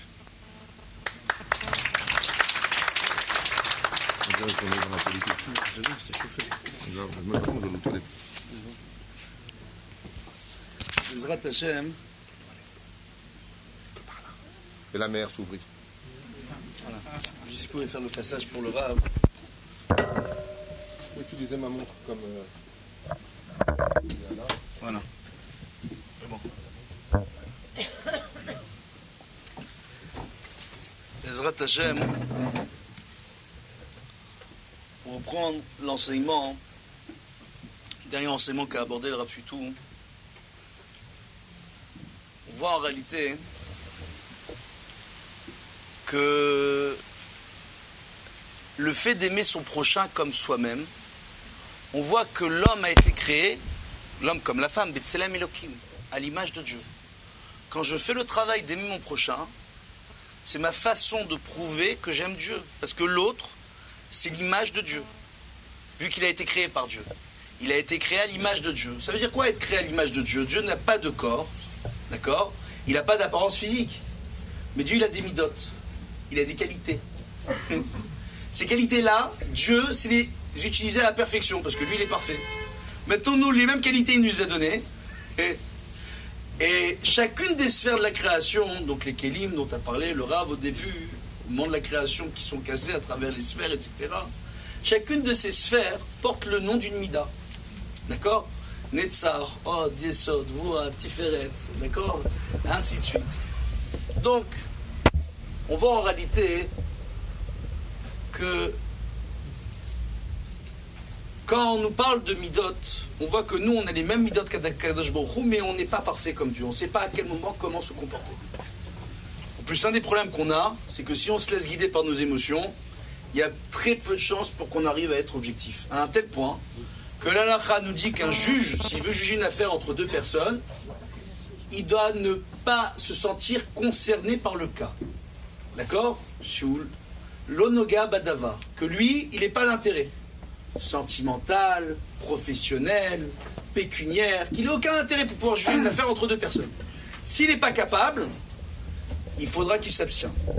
il vaudra mieux qu'il s'abstienne. Maintenant, par rapport à ça, on voit en réalité donc que pour aimer Dieu, il faut arriver à aimer son prochain. C'est aussi simple que ça. À un tel point que dans la Gemara, Masechet Shabbat, il est dit Noach la briot, Noach la makom. Celui qui s'arrange bien avec les créatures de Dieu, qui s'entend bien avec son prochain, Dieu s'entend bien avec lui. Et celui qui ne s'entend pas bien avec les créatures de Dieu, donc avec son prochain, Dieu il ne s'entend pas bien avec lui. C'est pour Akadosh Baruch Hu, le shalom, il est tellement important, on le voit dans le cas de la femme adultère. Une femme soupçonnée d'adultère, comme c'est rapporté dans le Chumash, comme c'est rapporté dans la Halacha, à l'époque du Beth Amikdash. On emmenait la femme, à l'époque du Mishkan et du Beth Amikdash, on emmenait la femme devant le Kohen Gadol, devant le Kohen. On prenait l'eau du mikvé des Kohanim, l'eau du Kior. On prenait un parchemin, on marquait le nom de Dieu sur le parchemin et on mettait le parchemin dans la coupe dans laquelle on avait pris l'eau du mikvé des Kohanim. Et avec cette eau-là, on effaçait le nom de Dieu. Dieu s'est dit, mon kavod à moi, qui suis le créateur du monde, s'efface pour le shalom. Vous entendez ? Moi, pour faire le shalom avec l'autre, mon kavod n'a aucune importance. Il n'y a pas de statut, il n'y a pas de stature. Il n'y a pas de respect, il n'y a pas une question d'âge, il n'y a pas une question de rang social, il n'y a pas une question de réussite professionnelle, il n'y a rien. Il y a des conventions, il y a des normes. Mais je dois être capable de m'oublier, les hitbatel, de m'annuler pour le kavod et le shalom. Le jour le plus joyeux du Rambam, il rapporte le Rambam, hein, d'accord ? Dans son introduction sur les commentaires de la Mishnah, le Rambam, écoutez bien cette histoire, elle est extraordinaire. Le Rambam, lorsqu'il a quitté l'Espagne pour se rendre au Maroc, il a pris un bateau. Et ce bateau-là, lorsqu'il a pris ce bateau, le responsable du bateau, à l'époque c'était l'Inquisition, c'était une époque très sympathique pour les Juifs. On lui a dit, toi le Juif, tu vas voyager dans la cale. Donc on l'a mis dans la cale, avec les bagages. Bagages, les troupeaux, bref, pas très agréable comme endroit. Le Rambam, il se trouve là-bas, et au-dessus, il y avait dans le bateau un trou avec une grande grille en bois, qu'on ouvrait pour charger la cale, à l'époque, sur le pont. Et là-bas se tient le maître d'équipage, avec tous ses matelots. Il demande à tout le monde de se mettre au-dessus du Rambam et de bien viser pour faire leurs petits besoins, uriner sur le Rambam. Le Rambam était en train de manger. Il était en train de manger. Le Rambam, il dit, ça a été le jour le plus joyeux de ma vie. Vous savez pourquoi ? Il ne s'est pas mis en colère. Il n'a rien ressenti. Il a dit, Akadosh Baruch Hu, t'es en train de m'arriver une épreuve. Pas grave. Je peux pas faire birkat, faut que je change de vêtements, faut que je me nettoie. C'est pas grave, on va attendre. Pas grave. Il s'est pas mis en colère. Il a réussi à s'annuler entièrement. Ne pas ressentir une émotion qui lui a donné envie par orgueil ou par convention. C'est une normalité. Quelqu'un, on lui fait dessus. C'est pas normal qu'il s'énerve. Non, il s'est pas énervé. Rien. Le silence. Tu t'es inquiété quand j'ai dit ? Je crois que c'était le pipi. Non.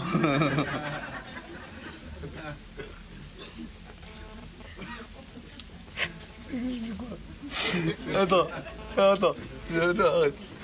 Alors maintenant, ce qui se passe, en réalité, donc on voit en réalité arriver à travailler ses midotes. Mais c'est comme ça, les rabbins tunisiens, on est d'Arka. C'est comme ça. Baruch Hashem. Donc, rien que le mot d'Arka, déjà, quand on le dit, ça détend. Maintenant, faut bien comprendre. En réalité ici, il y a un point qu'il faut arriver à comprendre. Travailler nos émotions. Maintenant, il faut bien arriver à comprendre. Il y a beaucoup de gens, quand ils font teshuva, ils pensent qu'à travers leur teshuva, ils vont ramener Mashiach. Dans le Talmud, il est rapporté que chaque rave, il a un potentiel de Mashiach. Parce que chaque rave, quand il permet aux gens de faire teshuva, chaque teshuva de chaque juif rapproche ce monde de la Géoula, comme c'est écrit dans Masechet Brachot. Très bien. Donc chacun on a envie de voir la Géoula tout de suite, le rave, celui-là, ceci, cela. Bon, ok. il y a un point qui est essentiel. Il faut arriver à comprendre une chose. Beaucoup de gens se disent, dans un premier temps, on va faire l'ardoute. Si nous, on est unis entre nous, il n'y aura plus d'antisémitisme. Faux, je vous ai expliqué tout à l'heure. Le Har Sinaï est appelé Har Sinaï parce que dans Har Sinaï, ça ne s'écrit pas pareil, mais on entend Sina. Dieu a descendu la haine du peuple juif au sein des peuples. Pour quelle raison? Tout simplement parce que Dieu, avant de donner la Torah au peuple juif, il est parti voir tous les anges de toutes les nations. Et à chaque nation a été proposé le don de la Torah. Les anges sont partis voir les prophètes qu'ils avaient au sein de leur nation. Bilam, c'est un prophète des nations. Dans chaque nation, il y avait des prophètes. Pour leur dire, voilà, Dieu vous donner sa Torah. Qu'est-ce qu'il y a écrit dans la Torah? Tu ne voleras pas. Ah non, nous on ne peut pas, nous on passe notre temps à voler. Tu ne tueras pas. Ah non, mais nous on est des conquérants, on passe notre temps à faire des guerres. On ne peut pas accepter une chose pareille. Chaque peuple a refusé la Torah. Jusqu'à qu'on laisse en dernier un tout petit peuple qui a répondu, lui, Naase venishma. On va faire, et en faisant, on finira par comprendre. C'est quoi on va faire? Un gosse, on veut lui apprendre la science quantique. Il faut qu'il apprenne d'abord à compter. Donc on lui dit 1 plus 1. Naase venishma. D'abord je t'apprends à compter, après je t'apprends les additions, après je t'apprends les soustractions, multiplications, divisions, etc., jusqu'à qu'on arrive à la physique quantique. Naase venishma, au fur et à mesure que je fais, je comprends, j'apprends, je vais comprendre au fur et à mesure que je fais, c'est ça que ça veut dire. Maintenant, une chose extraordinaire. Extraordinaire. Nous, on a accepté la Torah. Toutes les autres nations ont refusé la Torah. Maintenant, il est rapporté dans Masechet Ta'anit que la Torah est comparée à l'eau. Et que l'eau, c'est la vie dans ce monde. Et que cette eau-là, cette Torah pour les Bnei Israël, c'est tout simplement un outil que Dieu leur a donné pour se permettre à eux-mêmes de se purifier dans ce monde. À travers quoi? Attendez, à travers des épreuves. Quand on fait la Torah, quand on vit dans ce monde, qu'on fasse ou qu'on fasse pas la Torah, le Olam Hazé, c'est un couloir entre ce monde ici-bas et le monde futur, jonché d'épreuves. C'est pas autre chose. La vie, c'est une école. Chaim Bet Sefer. Tous les jours, on a des épreuves. Il y a un seul couple qui peut dire qu'il a un shlom bayit en permanence parfait à la maison. Ça n'existe pas. Il y a un seul couple qui peut dire qu'il n'a pas de soucis dans l'éducation de ses enfants. Ça n'existe pas. Il y a quelqu'un qui peut dire qu'il arrive tous les mois à gagner très très très facile dans sa vie. Ça n'existe pas. Tout est difficile. Il faut travailler dur pour y arriver. Oui ou non? Yagata Ta'amin, il s'est fatigué. Crois-le. Oui ou non, il a vérifié, il s'est fatigué. Crois-le. S'il dit j'ai pas vérifié, je me suis pas fatigué, ne le crois pas si tu dis qu'il a réussi. Donc ça veut dire quoi en réalité? En réalité, ce monde-ci, c'est un monde d'épreuves. Un monde d'épreuves. C'est pas autre chose. Maintenant, il faut bien comprendre, par rapport à nos bonnes ou mauvaises actions, on peut avoir une influence sur l'antisémitisme par rapport à la virulence de l'antisémitisme. Il peut être plus virulent, moins virulent, en fonction de notre façon à nous de faire la Torah et les mitzvot. Parce que le seul outil qu'on a pour ramener la Géoula dans ce monde, c'est la Torah. Mais est-ce qu'on fait la Torah que pour ramener la Géoula? Non! On a la Torah, comme c'est marqué dans Masechet Ta'anit, pour s'arranger, se purifier nous-mêmes. Quand moi je m'arrange et je me purifie, quand j'en ai un en face de moi qui veut m'énerver, qui veut me provoquer, je sors pas de mes gonds, je travaille mes midotes, j'ai compris où je suis. J'ai compris que c'est une épreuve. J'ai compris que je vais y arriver. Et quand l'autre il veut m'énerver, que je m'énerve pas, comment il est l'autre à la fin? Encore plus énervé. Alors, toi tu t'es pas énervé, l'autre, c'est son problème après. C'est exactement ça. Ne pas plonger dans ce jeu. Maintenant, il faut bien comprendre, quand on parle de parents-enfants, les enfants, leur job à eux, arrivé à un certain âge, c'est de faire sortir de leur gong leurs parents. C'est leur job. Chantage émotionnel, ils vont se victimiser, ils vont chercher le rapport de force. On a différentes sortes d'enfants. Il y a l'enfant Tsumi qui recherche l'attention, positive ou négative, et l'enfant qui recherche Ma'avakoar, celui qui recherche le rapport de force. Il y a différents types d'enfants. Maintenant, si nous on sort de nos gongs et on s'énerve avec un enfant, il n'a pas envie de manger.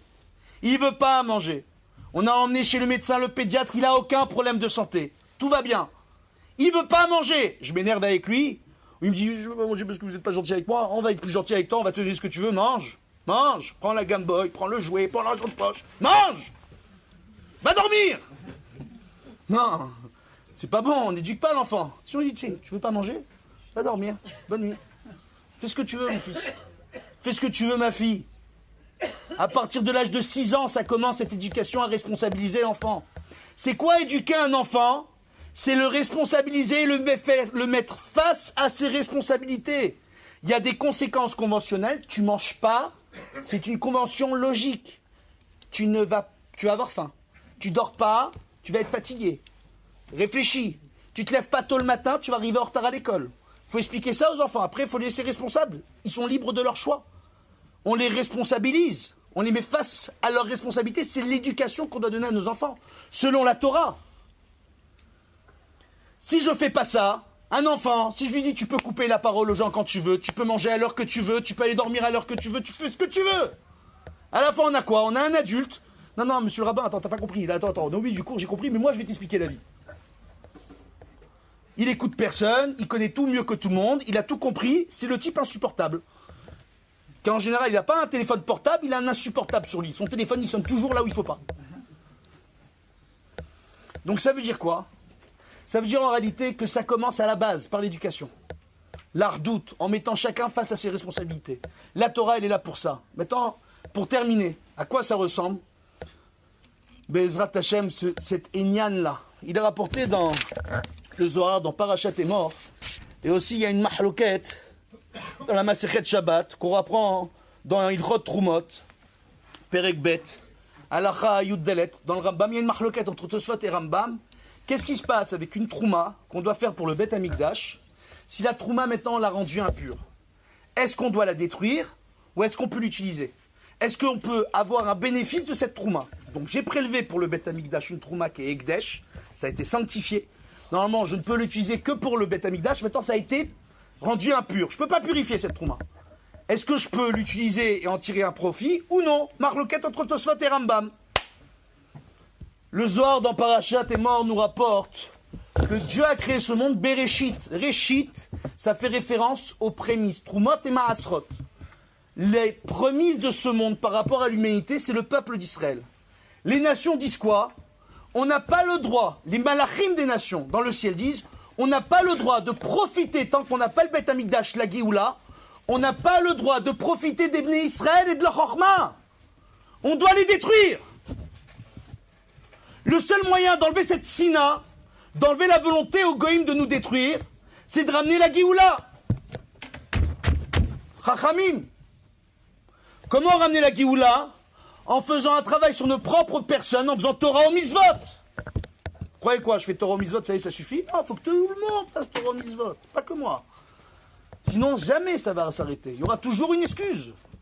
Aujourd'hui, vous devez comprendre, les imams dans les mosquées, les imams extrémistes dans leurs mosquées, vous savez ce qu'ils sont en train de dire depuis des années? Laissez les juifs se venir en Israël tous ensemble, on va leur envoyer une bombe nucléaire. Aujourd'hui, vous savez ce qu'ils disent aujourd'hui? Ils disent, les missiles, ça sert à rien contre les juifs. Depuis Gaza, on a envoyé des grades. Missiles grades, vous savez c'est quoi un missile grade? Vous allez sur internet, vous cherchez. C'est pas du tout les missiles artisanaux qu'on vous dit que fabriquent les Gazaouis. Hein. Ils ont des missiles avec GPS, ils comprennent rien. Ils disent on a des missiles, bombes atomiques. On les envoie sur les juifs. Il y a quelques années à Ashdod, durant la seconde guerre du Liban, il y en a un qui est tombé anti-missile à 20 mètres d'une station essence. Il n'y a rien eu. Rien. Ils disent aujourd'hui, ça nous coûte moins cher d'envoyer des types avec des couteaux que d'envoyer des missiles. Chaque missile coûte des dizaines de milliers de dollars. Il y a bien un truc. Un Scud, durant la première guerre du Golfe, va s'abattre à 40 mètres d'une base américaine. Le Scud n'explose pas. Le simple souffle de l'impact du missile sur le sol a fait 45 morts. À l'heure de pointe à Ramat Gan, Rehov Jabotinsky, un Scud tombe au milieu devant le magasin d'un ami. Pas un mort. Le Scud, il tombe entre deux voitures, planté. Il m'a dit c'est éclaté. Hein? Il m'a dit c'est éclaté. C'est éclaté. À Kiratata, le Scud, il tombe dans un centre commercial. Vous allez à Kiratata aujourd'hui au canyon, vous avez le Scud dans le canyon. Il y a des gosses. Durant cette période-là, le Rabbi Lubavitch, Zecher Tzadi Vekadosh Livracha, il a dit renforcez-vous, faites Shema Israël les enfants avant de dormir. Ça vous protégera. Un jeune enfant a fait Teshuvah, vous savez comment? Il s'est dit je vais écouter le Rabbi Lubavitch, je vais faire Shema Israël avant de dormir. Il se réveille au milieu de la nuit, il entend un boum, le mur, il tombe sur lui, en oblique, le gosse, il se retrouve sous le mur, Baruch Hashem, il a réussi de sortir de son lit, à la tête du scud dans sa chambre. Et aux États-Unis, en Arabie Saoudite, excusez-moi, sur une base américaine, un scud tombe, 45 morts. 45 morts, Kadosh Baruch Hu, il vient, il nous fait des nissim. On est en train de vivre des temps exceptionnels, on devrait être là en train de dire, mais on est... Baruch Hashem, regarde le nombre de miracles. Regarde le nombre de musulmans sur le monde, dans le monde. La haine qu'ils ont, et nous on est encore là. Et on est là, c'est que par le mérite de la Torah et d'Akadosh Baruch Hu. Si on arrive à avoir l'ardoute entre nous, c'est pas l'ardoute entre les Bnei Israël, c'est pas une question d'ardoute entre orthodoxes, sionistes religieux et pas religieux. C'est une question, on ramène la Géoula, les enfants. C'est ça la question qu'on est en train de jouer. Donc il faut bien réfléchir à ce qu'on est en train de faire, Bezrat Hashem, pour qu'on enlève cette Xéra d'Akadosh Baruch Hu, qui est la sina, l'antisémitisme dans ce monde contre le peuple de Dieu. Et je terminerai par une petite histoire. J'ai terminé. Je peux terminer. Voilà, je peux terminer. Petite histoire, je termine. Après, je laisserai le mot de la fin en rave. C'est pas grave, il va couper, il a dit. On voit comme ça, hein. Moi aussi je t'aime. Alors maintenant, hein, on voit comme ça, hein. En réalité, pour bien vous expliquer, il y a une dernière parabole que je vais vous raconter, ça va conclure cette histoire. Il y a un homme très pauvre qui habite dans un village où tout le monde le connaît, tout le monde l'aime bien, tout le monde l'aide. Et puis un beau jour, on lui apprend que son oncle, qui habite dans la grande ville, est décédé. Et que son oncle, il lui a laissé une maison, un grand manoir. Tout content, l'oncle super riche, il n'a pas d'héritier, le seul héritier c'est ce neveu, il hérite de tout, il réfléchit pas, il fait ses valises, il prend sa femme, ses gosses, il va dans la grande ville, habiter dans le manoir. Problème, il arrive dans le manoir. Dans le manoir, à l'étage supérieur, il n'y a pas de sol. Il y a des murs qui sont tombés, il y a des trous dans les murs. La porte, elle sert à rien, les gens ils peuvent rentrer par les murs, dans les trous dans les murs. Les frais de réparation de la maison, c'est une fortune. L'oncle ne lui a laissé que cette maison, elle est invendable la maison. C'est une épave. Une ruine. Rien. Je dis, attends, je comprends pas. Là où j'étais, tout le monde me connaissait, tout le monde m'aimait bien, d'accord, j'étais pauvre. Mais le coup qui m'a fait mon oncle, j'aurais dû vérifier avant d'accepter. J'aurais dû vérifier. Pourquoi j'ai pas vérifié? C'est quoi cette ruine? C'est quoi cette galère? Et puis après, il se rend compte, ce monsieur, que chaque nuit et chaque jour, quand ils sont pas là, et même quand ils sont là, il y a des gens qui rentrent dans la maison, par les trous dans les murs, et qui fouillent partout dans la maison. Je dis, attends, il y a un truc. Je connais personne, moi, ici, en ville. Tout le monde connaissait mon oncle. Tous les jours, j'ai des cambrioleurs qui rentrent à la maison pour fouiller partout. Il y a un problème. Je comprends pas. Je dis, attends, moi aussi, je vais commencer à chercher dans les coins et requins. Je dis 4 Hametz. Il vérifie dans toute la maison. Et quand il vérifie dans toute la maison, il connaissait bien son oncle. Il s'est dit, attends, mon oncle, il avait l'habitude de rester dans son bureau, dans telle pièce, dans tel endroit, etc., etc. Peut-être que dans cette maison, il restait dans les mêmes pièces que là, dans ses autres biens. Il s'est mis à chercher dans la maison, il a trouvé des coffres forts. Avec l'argent et l'or et les pierres précieuses. Tout ce qu'il lui fallait pour bien vivre. À quoi ça ressemble? À Kadosh Baruch Hu, il a donné à chaque membre du clan d'Israël un trésor qui s'appelle la Torah. La Torah, il y en a beaucoup parmi nous qui disent, oh la Torah, quelle prise de tête. Mange kasher, fais Shabbat, tarata mishpacha, mets une kippa sur la tête, les tfilines, la synagogue, les rabbins, les barbus. Non, franchement, ils comprennent pas le sens de la Torah, la valeur que ça peut avoir. On se dit, c'est quoi cette histoire? On voit une ruine, on a dit, d'accord, on a accepté. On se dit, mais j'aurais dû vérifier avant d'accepter, moi, cette histoire. Les non-juifs, ils font 7 mitzvot, ils ont droit à une part du Olam Haba. Nous, on en a 613. Et on a des milliers d'interdits rabbiniques. Des centaines de milliers, ça s'arrête jamais. Pourquoi? Mais si on cherche bien dans les coins et les recoins de notre propre caractère, de notre propre âme, par rapport aux enseignements de la Torah, on va comprendre les richesses que Dieu a placées en chacun d'entre nous, dans chacune de nos personnalités. Parce que nos défauts, si on sait les utiliser au bon moment, ils peuvent se transformer en qualité. Oh, il faut juste savoir, c'est une question de timing, savoir quand et comment, par rapport aux gens, se comporter. C'est ce qu'on appelle une personne chachama, un chacham. Donc, qu'est-ce qu'on voit en réalité? J'aime bien parce que Chacham Gimatria Chaim, c'est mon prénom. Donc maintenant, on continue. On voit en réalité, Bezrat Hashem, que c'est ça la Torah. C'est un trésor. Il ne faut pas avoir peur de se scruter, de faire Reshbon Nefesh tous les jours. de se repentir, de scruter son âme, de réfléchir à ce qu'on a fait durant la journée, comment on peut s'arranger par rapport aux enseignements de la Torah, de se rapprocher des rabbanim, à Sedechara, vous tistelek minasafek, il faut que tu aies un rabbin qui va t'aider à enlever tous tes doutes. Comment me comporter par rapport à qui me comporter, à quel moment, comment. Il y a bien quelqu'un qui peut m'enseigner ça. Normalement, c'est le boulot des rabbanim. Maintenant, Be'ezrat Hashem, qu'on est tous ici, beaucoup de nahat, la réussite sur la terre d'Israël, que tous nos frères et sœurs viennent vite nous rejoindre ici, que chacun ici ait le mérite d'avoir beaucoup de shalom bayit, la réussite dans l'éducation de ses enfants, que chacun ici ait le mérite de voir sa descendance sur le chemin de la Torah, et que la Torah ne sorte jamais de sa descendance, et que Be'ezrat Hashem, par ce seul mérite, qu'on ramène la Kioula, Amen Kani Ratson.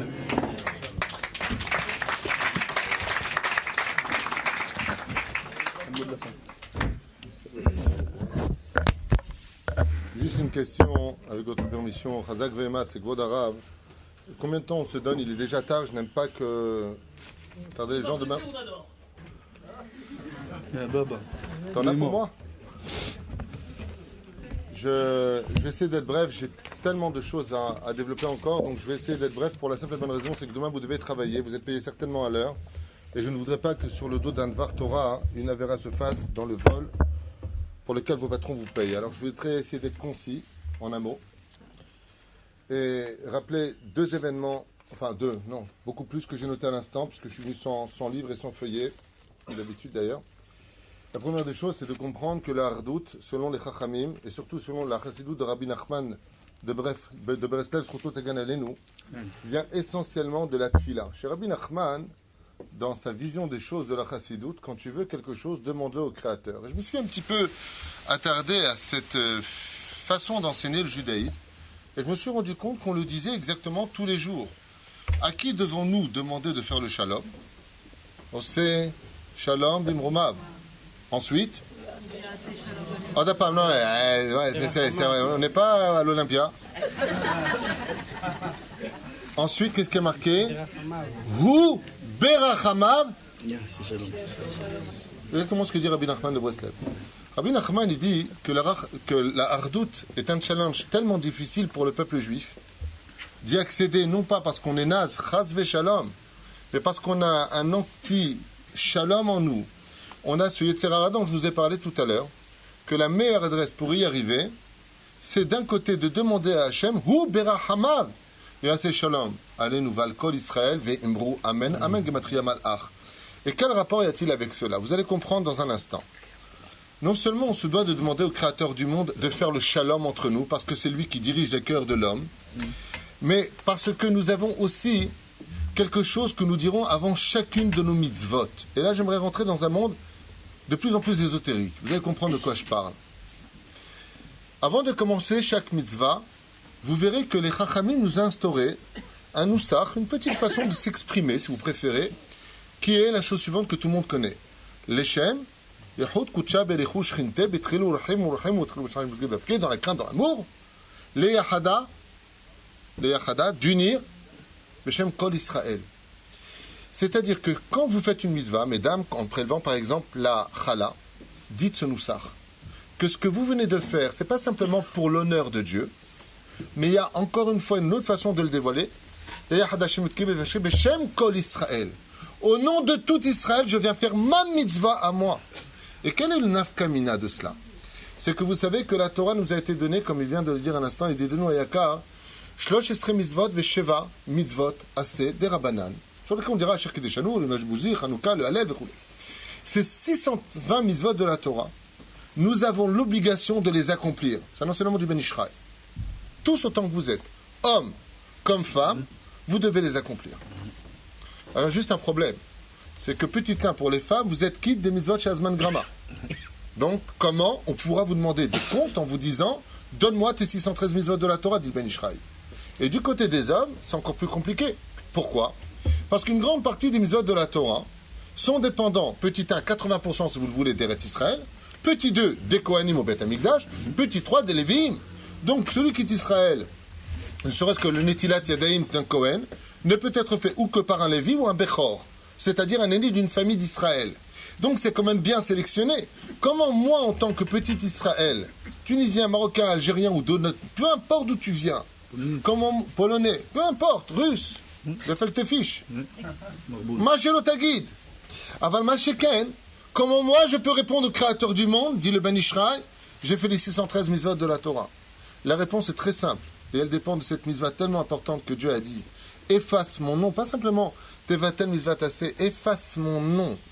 Alors qu'un des commandements les plus graves qu'on lira, Bezrat Hashem, dans les 10 commandements, de ne pas toucher au nom divin. Lotissa et Shem Hashem Elokecha, la chave.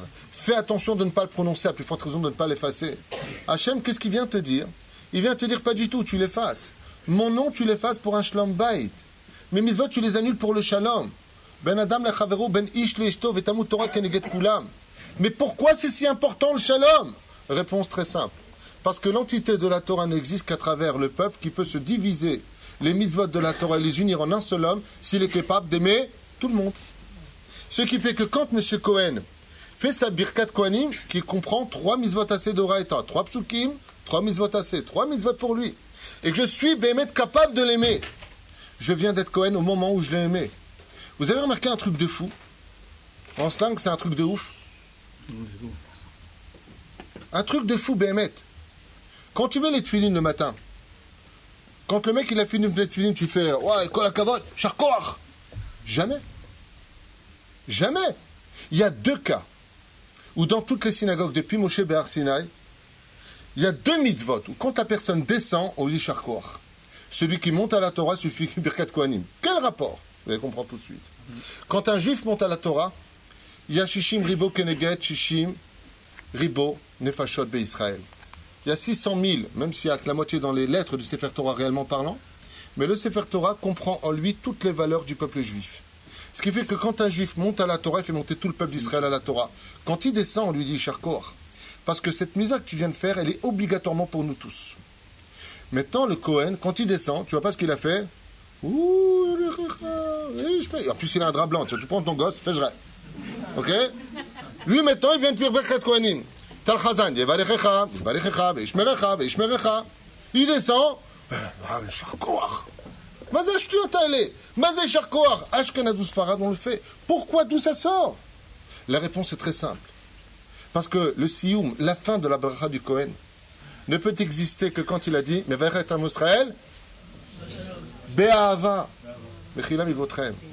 Be'ahava. C'est parce qu'il va vous bénir avec amour que quand il descend de la Teva, on lui dit Béhémet et Charkoach. Et là, Allah pose une question importante à propos de Birkat Kohanim. Et si le Kohen n'aime pas le Tzibour, Assurlo la alot velevarer bracha levatala.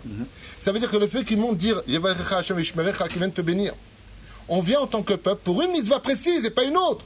Pourquoi? Mettre tes tefilines ou être Shomer Shabbat. Moshe Shabbat sort, oh, Charkoach, t'as été Shomer Shabbat. Pourquoi tu le dis pas, Shabbat? Et la mitzvah Beromo Shel Olam, toutes les mitzvahs de la Torah dépendent de Shabbat, si vous le savez dans l'absolu. Alors pourquoi Davka ici on ne le dira pas? Parce qu'on ne sait pas comment tu auras fait Shabbat, en ton nom ou au nom du peuple. Tzadik, Bapina Shelcha, Obeklal Shel Israël.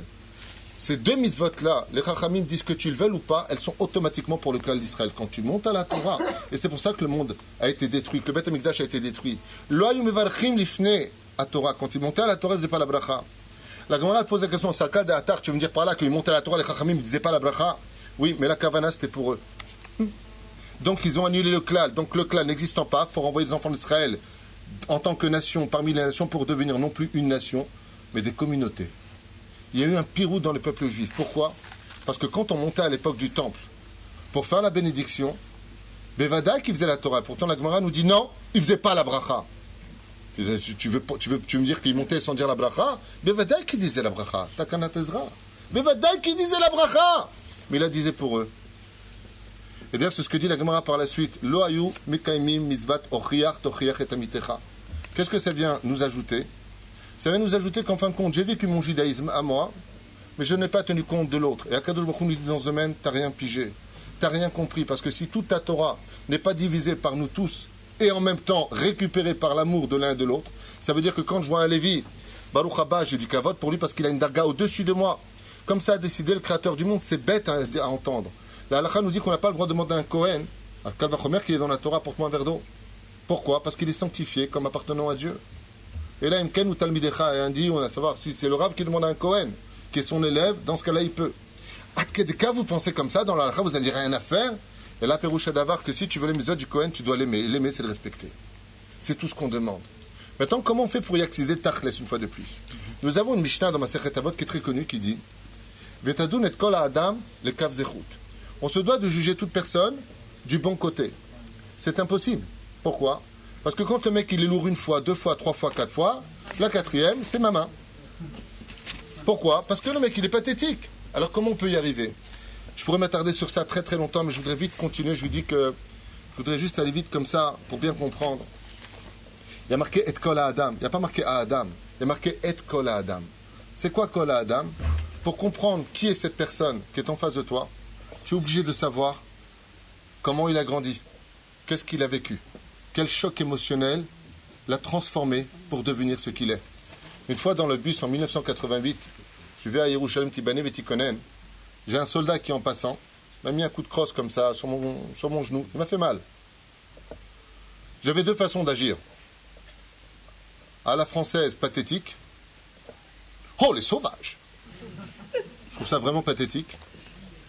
Ou alors aller le voir et lui dire Tagidi ata beseder? Akol beseder? Non, ata beseder. Akol beseder?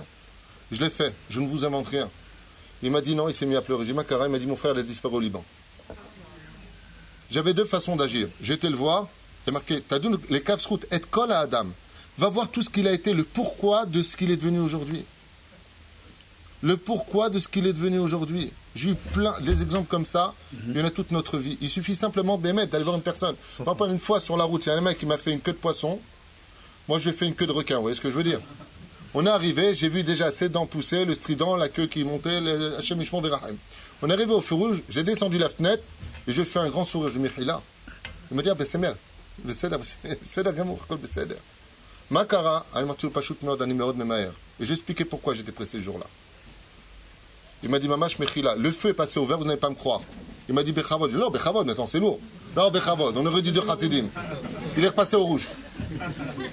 Tout ça pour rêver. On a discuté, il n'y avait personne derrière.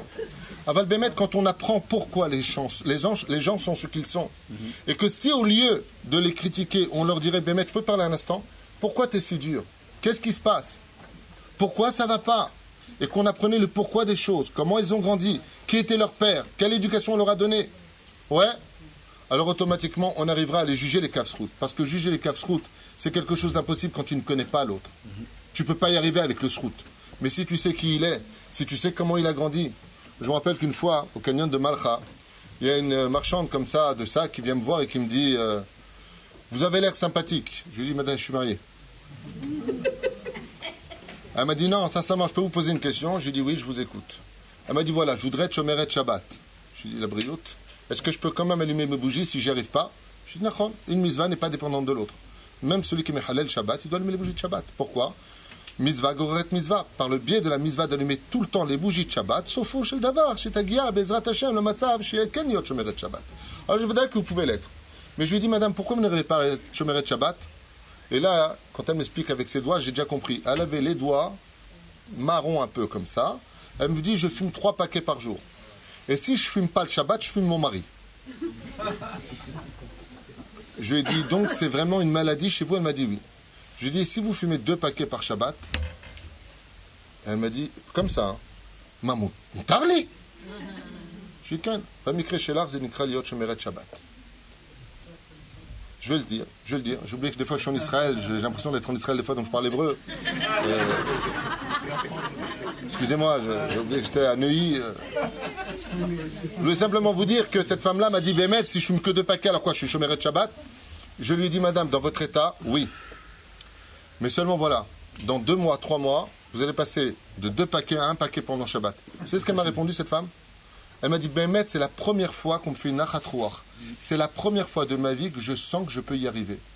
1 an plus tard, je repasse par ce même canyon. Non, écoutez bien, c'est pas une blague. Cette femme sort, je voulais pas rentrer dans son magasin. Elle me reconnaît et elle me dit, il faut que je vous parle. Oh, ma shlomer, ma koreitar, route avant. Elle m'a dit, il faut que je vous dise quelque chose. Vous savez combien je fume le Shabbat maintenant? Je lui ai dit non. Elle m'a dit, je fume 2 cigarettes. Je lui ai dit, à 3, yom at mamat shomeret Shabbat. Et est-ce que c'est possible de les fumer juste avant l'entrée de Shabbat, à la sortie de Shabbat? Elle m'a dit, c'est dur, la vérité, une fois, Je voulais tellement attendre de voir des étoiles pour fumer que j'ai dit à mon mari, mets-moi une pêche que je les vois partout. Elle a caché la méode, Neskina. Caché la méode, Bémet, elle se...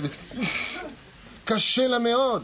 On ne peut pas savoir ce que c'est quand on fume autant, quand on est accro à la cigarette ou à des choses dans ce monde. C'est facile de dire tirer des chilonites, comme ça tu mets Khalil Shabbat. Takir et Adam, sache ce qu'il est, sache ce qu'il fait. Dans un Shlom Beit, une fois, j'ai dit à la femme, vous êtes nerveuse? Elle m'a dit pas si on m'énerve. J'ai dit à ton mari, tu as un problème avec ta femme, elle est malade des nerfs. Sache gérer les choses. Depuis qu'il a fait ça, Baruch Hashem, il sait que sa femme elle est nerveuse, donc il va contourner le problème. Il a appris à la connaître, il n'avait jamais vu sa femme comme je lui avais expliqué. Depuis, il l'a quitté. C'est bien. Non, vous n'avez pas compris. Il a quitté la femme qu'il avait pour retrouver une nouvelle femme. Je lui ai expliqué, c'est pas une blague, le pire c'est que j'en parle en rigolant, ça c'est pas Sobet Midrash. Je lui ai expliqué que la femme qu'il voyait doit absolument disparaître. Il doit avoir une nouvelle femme. Et je lui ai dit, regarde, si ta femme est malade, tu veux lui chercher un médicament? Il m'a dit, pétard. Je lui ai dit, son médicament à elle, c'est que tu arrives à la calmer en trouvant les mots. Et Baruch Hashem aujourd'hui, ça va. Je ne donnerai pas la suite. Donc, c'est ma shekatouf shama que quand il y a la hardout et qu'il y a l'amour, c'est la même gematria ahava ve'echad gematria shoshesre ve'shoshesre yotze yishrim ve'shesh. Je sais que vous êtes pressés, je finirai très vite avec cela. La deuxième chose, c'est encore un enseignement du Ben Ishraï, c'est les Gilgulim. Alors, peu importe ce qu'on vous enseignera au nom de Rabbi Sadia Gaon, pour moi, celui qui ne croit pas au Gilgulim, en lo imuna b'Hashem bichlal, nekuda. Je suis prêt à répondre devant le Bedin d'en haut, el shumba yavisé. Plus que ça encore. Amen.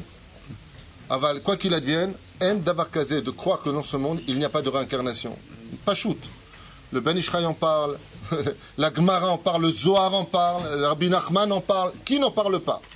Et je voudrais juste vous dire quelque chose au nom du Hari Akadosh. Le Hari Akadosh, il dit que quand un juif descend sur terre, il ne descend jamais seul. Ma Peroucha Davar, qu'est-ce que ça veut dire? Une fois, on raconte que Rav Yosef est parti voir le Hari Akadosh. Et il lui a dit, tu peux m'expliquer pourquoi je souffre autant? Il lui a dit, je vais te dire pourquoi. Parce qu'il y a un juif en Espagne qui fait des avérotes. Il dit, il y a un juif en Espagne qui fait des avérotes. Je mens ou pas? Non, c'est vrai. C'est extraordinaire cette histoire. Rav Yosef lui a dit, pourquoi moi je paye pour lui? Il lui a dit, parce que lui c'est toi. Il lui dit, non, moi c'est moi. Moi c'est moi je suis pas lui. Il lui a dit, non, avant de descendre dans ce monde, Akadosh Baruch Hu, il a pris ton âme, il l'a divisé en deux, il est parti dans deux corps. Le Hari Akadosh, il explique, comme tous les matins nous devons, le Hari le dit. Pourquoi le Hari reprend un oussard du matin dans la prière qui a déjà été dit par Rabbi Akiva et avant lui la Torah? Pourquoi tu le reprends? Le Hari Akadosh, il vient expliquer sur le domaine ésotérique que dans chaque juif se trouve une partie de toi, tu ne sais pas c'est lequel. Ce qui fait que si tu n'aimes pas n'importe quel autre juif, automatiquement tu t'auto-détruis. Parce que tu ne sais pas qui est l'autre qui est en face de toi. Le Hari Akadosh te dit, sache que chaque fois que tu verras un juif, tu devrais te poser la question, est-ce que lui ce n'est pas l'autre moitié qui est en moi? C'est pas de moi, c'est du Hari Akadosh. Et c'est ce qu'il a répondu à Rav Yosef. Il lui dit, il y a un juif en Espagne qui fait des avérotes à Tameshalem. Il lui a dit, Valma Kesher. Moi, je ne suis pas lui. Je n'ai pas créé cet ange. Il lui a dit, avant de venir de ce monde, ton âme était sur terre comme qui ont vécu à la même période et étaient exactement la même âme, Bilam et Moshe Rabbeinu. Bilam est la réincarnation de Hevel. Moshe est la réincarnation de Hevel. C'est pour ça que Moshe et Bilam seront constamment les deux grands prophètes de l'histoire, un chez les nations, un chez Israël, parce qu'ensemble, en réalité, ils avaient une shlemout à faire. Seulement, malheureusement, Bilam n'est pas venu au bon rendez-vous. Zahayam iprinato shel Bilam. J'avance, je fais vraiment un kitsour pour vous parler de la suite. Ce qu'on a dit tout à l'heure. J'aimerais revenir aussi sur un point très important que, malheureusement, le monde orthodoxe, dans leur étude, a un peu oublié. Mais j'y peux rien, même si je suis orthodoxe, j'aimerais bien le rappeler. Vas-y, balance. Et tu as bien raison de le dire. C'est que il y a une question qui se pose d'ailleurs dans la Kabbale. Qui a été créé en premier réellement? La Torah ou le peuple juif? Grande question. Rabban Shimon ben Gamliel nous dit dans la Gemara, 2000 ans avant la création du monde, Dieu a créé la Torah. Déjà, cette réflexion-là demande réaction parce que ça veut dire quoi 2000 ans avant? Il n'y avait pas de temps. Juste qu'on ne perd pas de temps avec ça pour mieux comprendre le sujet. Quand Dieu a voulu sortir le peuple juif, il a voulu sortir un peuple pieux ou un peuple? Tachlé, je pose une question à 1 franc. C'est facile à comprendre. Qu'est-ce que veut Dieu sur terre? un peuple. D'où est-ce qu'on l'apprend? De ce qu'il a dit tout à l'heure au nom du Zohar Kadosh. Afilu kol Israël, ovdim avodazara dit Zohar Kadosh. Tout le peuple juif n'est pas religieux. Ils sont tous avec des statues. Seulement, ils s'aiment tous les uns les autres. Zohar nous dit. C'est bien, hein? En midatadin yechola kenegdam. La midatadin dans les cieux ne pourra rien faire contre eux. D'où est-ce que ça sort une telle chose? La Torah nous dit, celui qui est mechalel Shabbat, chayav mita. Il est condamné à mort s'il ne fait pas le Shabbat. Comment tu peux me dire que midatadin ne peut rien pour eux? Au ça, j'expliquais au nom du Rav Kook, pour ceux qui l'ont étudié, que ce qu'a demandé d'abord Hachem, c'est une nation. Ensuite, pour que cette nation existe, il va falloir un mode d'emploi. Et ce mode d'emploi, c'est quoi? La Torah. D'abord une nation. Et ensuite la Torah. Maintenant on comprend pourquoi la mitzvah la plus importante qui englobe toutes les mitzvot, Zeklal Gadol Batorah, c'est la hardout. Parce que la première priorité de Dieu, c'est qu'il y ait une nation. Peu importe de comment elle est faite. Les croque-monts trop chauds, ouais, c'est pas important. D'abord revenez en tant que nation. Ensuite apprenez un mode de vie. De vous arrêter pendant Shabbat. De reprendre le Motzei Shabbat. Construisez-moi une nation. Construisez-moi des routes, un pays. Car je ne peux pas être le Dieu d'une communauté, si ce n'est qu'un roi, pour une nation réinstallée, Bezrat Hashem, sur sa terre, dans la reconnaissance la plus totale que nous devons au fondateur. Amen. La reine Bisiata d'Ishmaïa, je m'arrête là où je finis les quelques phrases que j'ai écrites à toute vitesse. C'est bon. Attends, je demande d'abord à mon épouse. Hein? On se casse? Alors, je vais baser l'histoire parce que ce serait trop long de parler du kibbutz Galouyot. Je voulais en parler clairement, mais tant pis. Je voulais vous parler d'abord et avant tout du Shlom Bayit. L'importance aujourd'hui d'arrêter ce fléau des divorces qui est énorme, puisque la Shrina ne peut résider que dans une maison où on s'aime les uns les autres. Aujourd'hui, il y a énormément de dilemmes dans les Shlom Bayit. Il faut absolument voir un rab avant de prendre une mauvaise décision. Je base. Je voudrais vous parler de l'ardoute des mégamotes. Malheureusement, on est dans un monde un peu hypocrite. Et là, par contre, j'ai pas honte de le dire à voix haute. Il serait temps, une fois pour toutes, que Béhémet, on arrête d'enseigner dans nos yeshivot la hardout quand on n'est pas capable de recevoir un livre du Rabbi de Lubavitch, du Rav Shach, du Rav Ovadia Yosef dans ces yeshivot. Ou du... comment ça s'appelle? Du Rabbi Nachman de Breslev. Oui, on n'est pas obligé de les aimer. D'abord, c'est pas tout à fait vrai ce que vous venez de dire. Pourquoi? Je veux dire pourquoi. On doit tous les accepter. Je vais vous dire pourquoi. Aujourd'hui, j'ai une bonne nouvelle à vous annoncer d'ailleurs. J'en profiter. De par ta présence, j'ai une excellente nouvelle. Ce matin, je ressortais de chez le maire d'Ashdod, du maire d'Ashdod. Et je lui ai expliqué mon programme pour créer un centre d'études talmudiques, pas que pour les Français, parce que nous sommes en Israël, mais aussi pour la culture israélienne. Et il m'a dit, explique-moi ce que vous voulez faire, parce que s'il y a une des villes où il y a le plus certainement de synagogues dans tout Israël, après Bnei Brak, c'est Ashdod. Non, Ashdod, il y a plus. Plus encore? Ashdod, c'est une folie.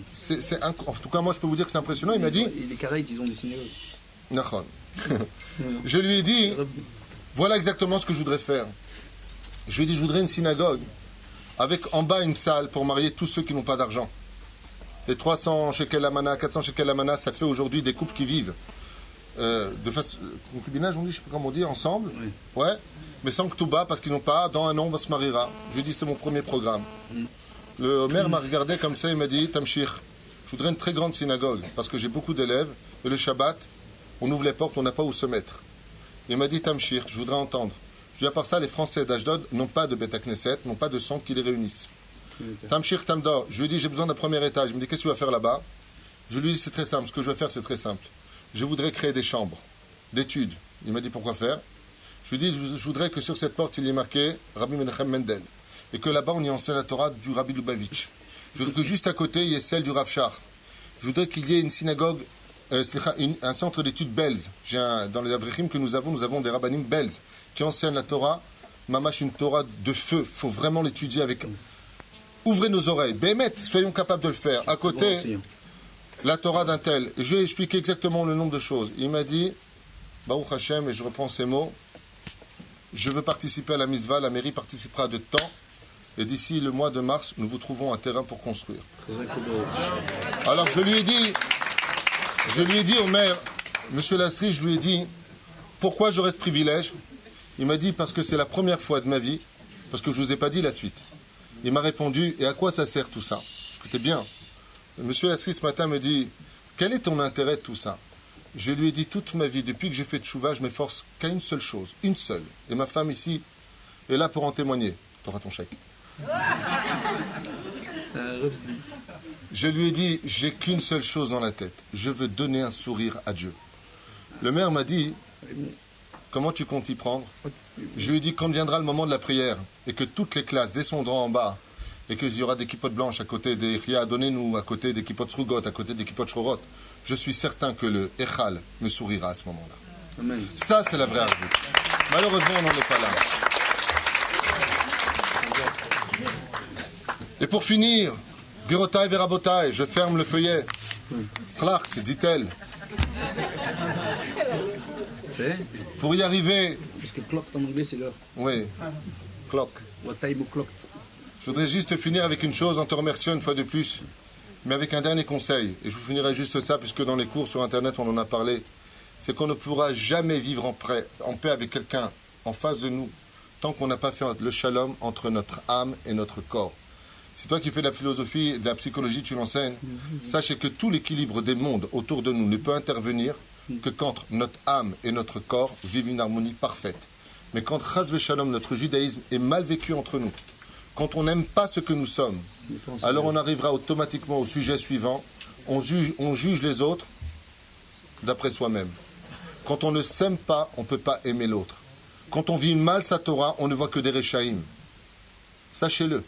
Ça fait partie de l'équilibre des mondes et c'est pour cela que Bezrat Hashem, tout comme on le dit, charité bien ordonnée commence par soi-même, qu'on apprenne d'abord à s'aimer, dit Rabbi Nachman. Quand le soir tu feras le din vecheshbon avec toi-même de ce qui te manque, n'oublie pas de sourire avant de dormir en disant aujourd'hui, Baruch Hashem, je valais le coup d'avoir été créé parce que j'ai fait quelque chose de bien aujourd'hui. Quand tu es capable de t'estimer, alors tu peux commencer réellement à estimer le travail qu'on attendait de toi pour une vie entière, Leman Kol Am Israël. Juste une petite minute, une toute petite minute. Je tiens premièrement à remercier Shimshon avec son site israeltorah.com qui permet la réalisation de ce type de cours et de permettre aux rabbinim de se rencontrer, Baruch Hashem. Maintenant, deuxièmement, je tiens vraiment à remercier Monsieur Mallet, le responsable du centre Rachi, qui permet d'organiser de tels cours et d'avoir une telle assistance pour de tels cours. C'est un véritable Kiddush Hashem, Bezrat Hashem. Faut pas oublier que chez les Séfarades, tous ceux qui s'appellent Yehi ou Riahi sont descendants de Rachi, du centre Rachi. Il faut savoir ça, Bezrat Hashem. Et ça, on en parlera une autre fois, avec l'aide de Dieu. Et voilà, bracha v'atzlacha, une belle réussite pour tout le monde et une belle réussite au Rav Futoua, je donne. Je viendrai gratos. Hein. Ah, voilà, je t'ai déjà dit. C'est la bracha v'atzlacha. C'est quoi ta Ta c'est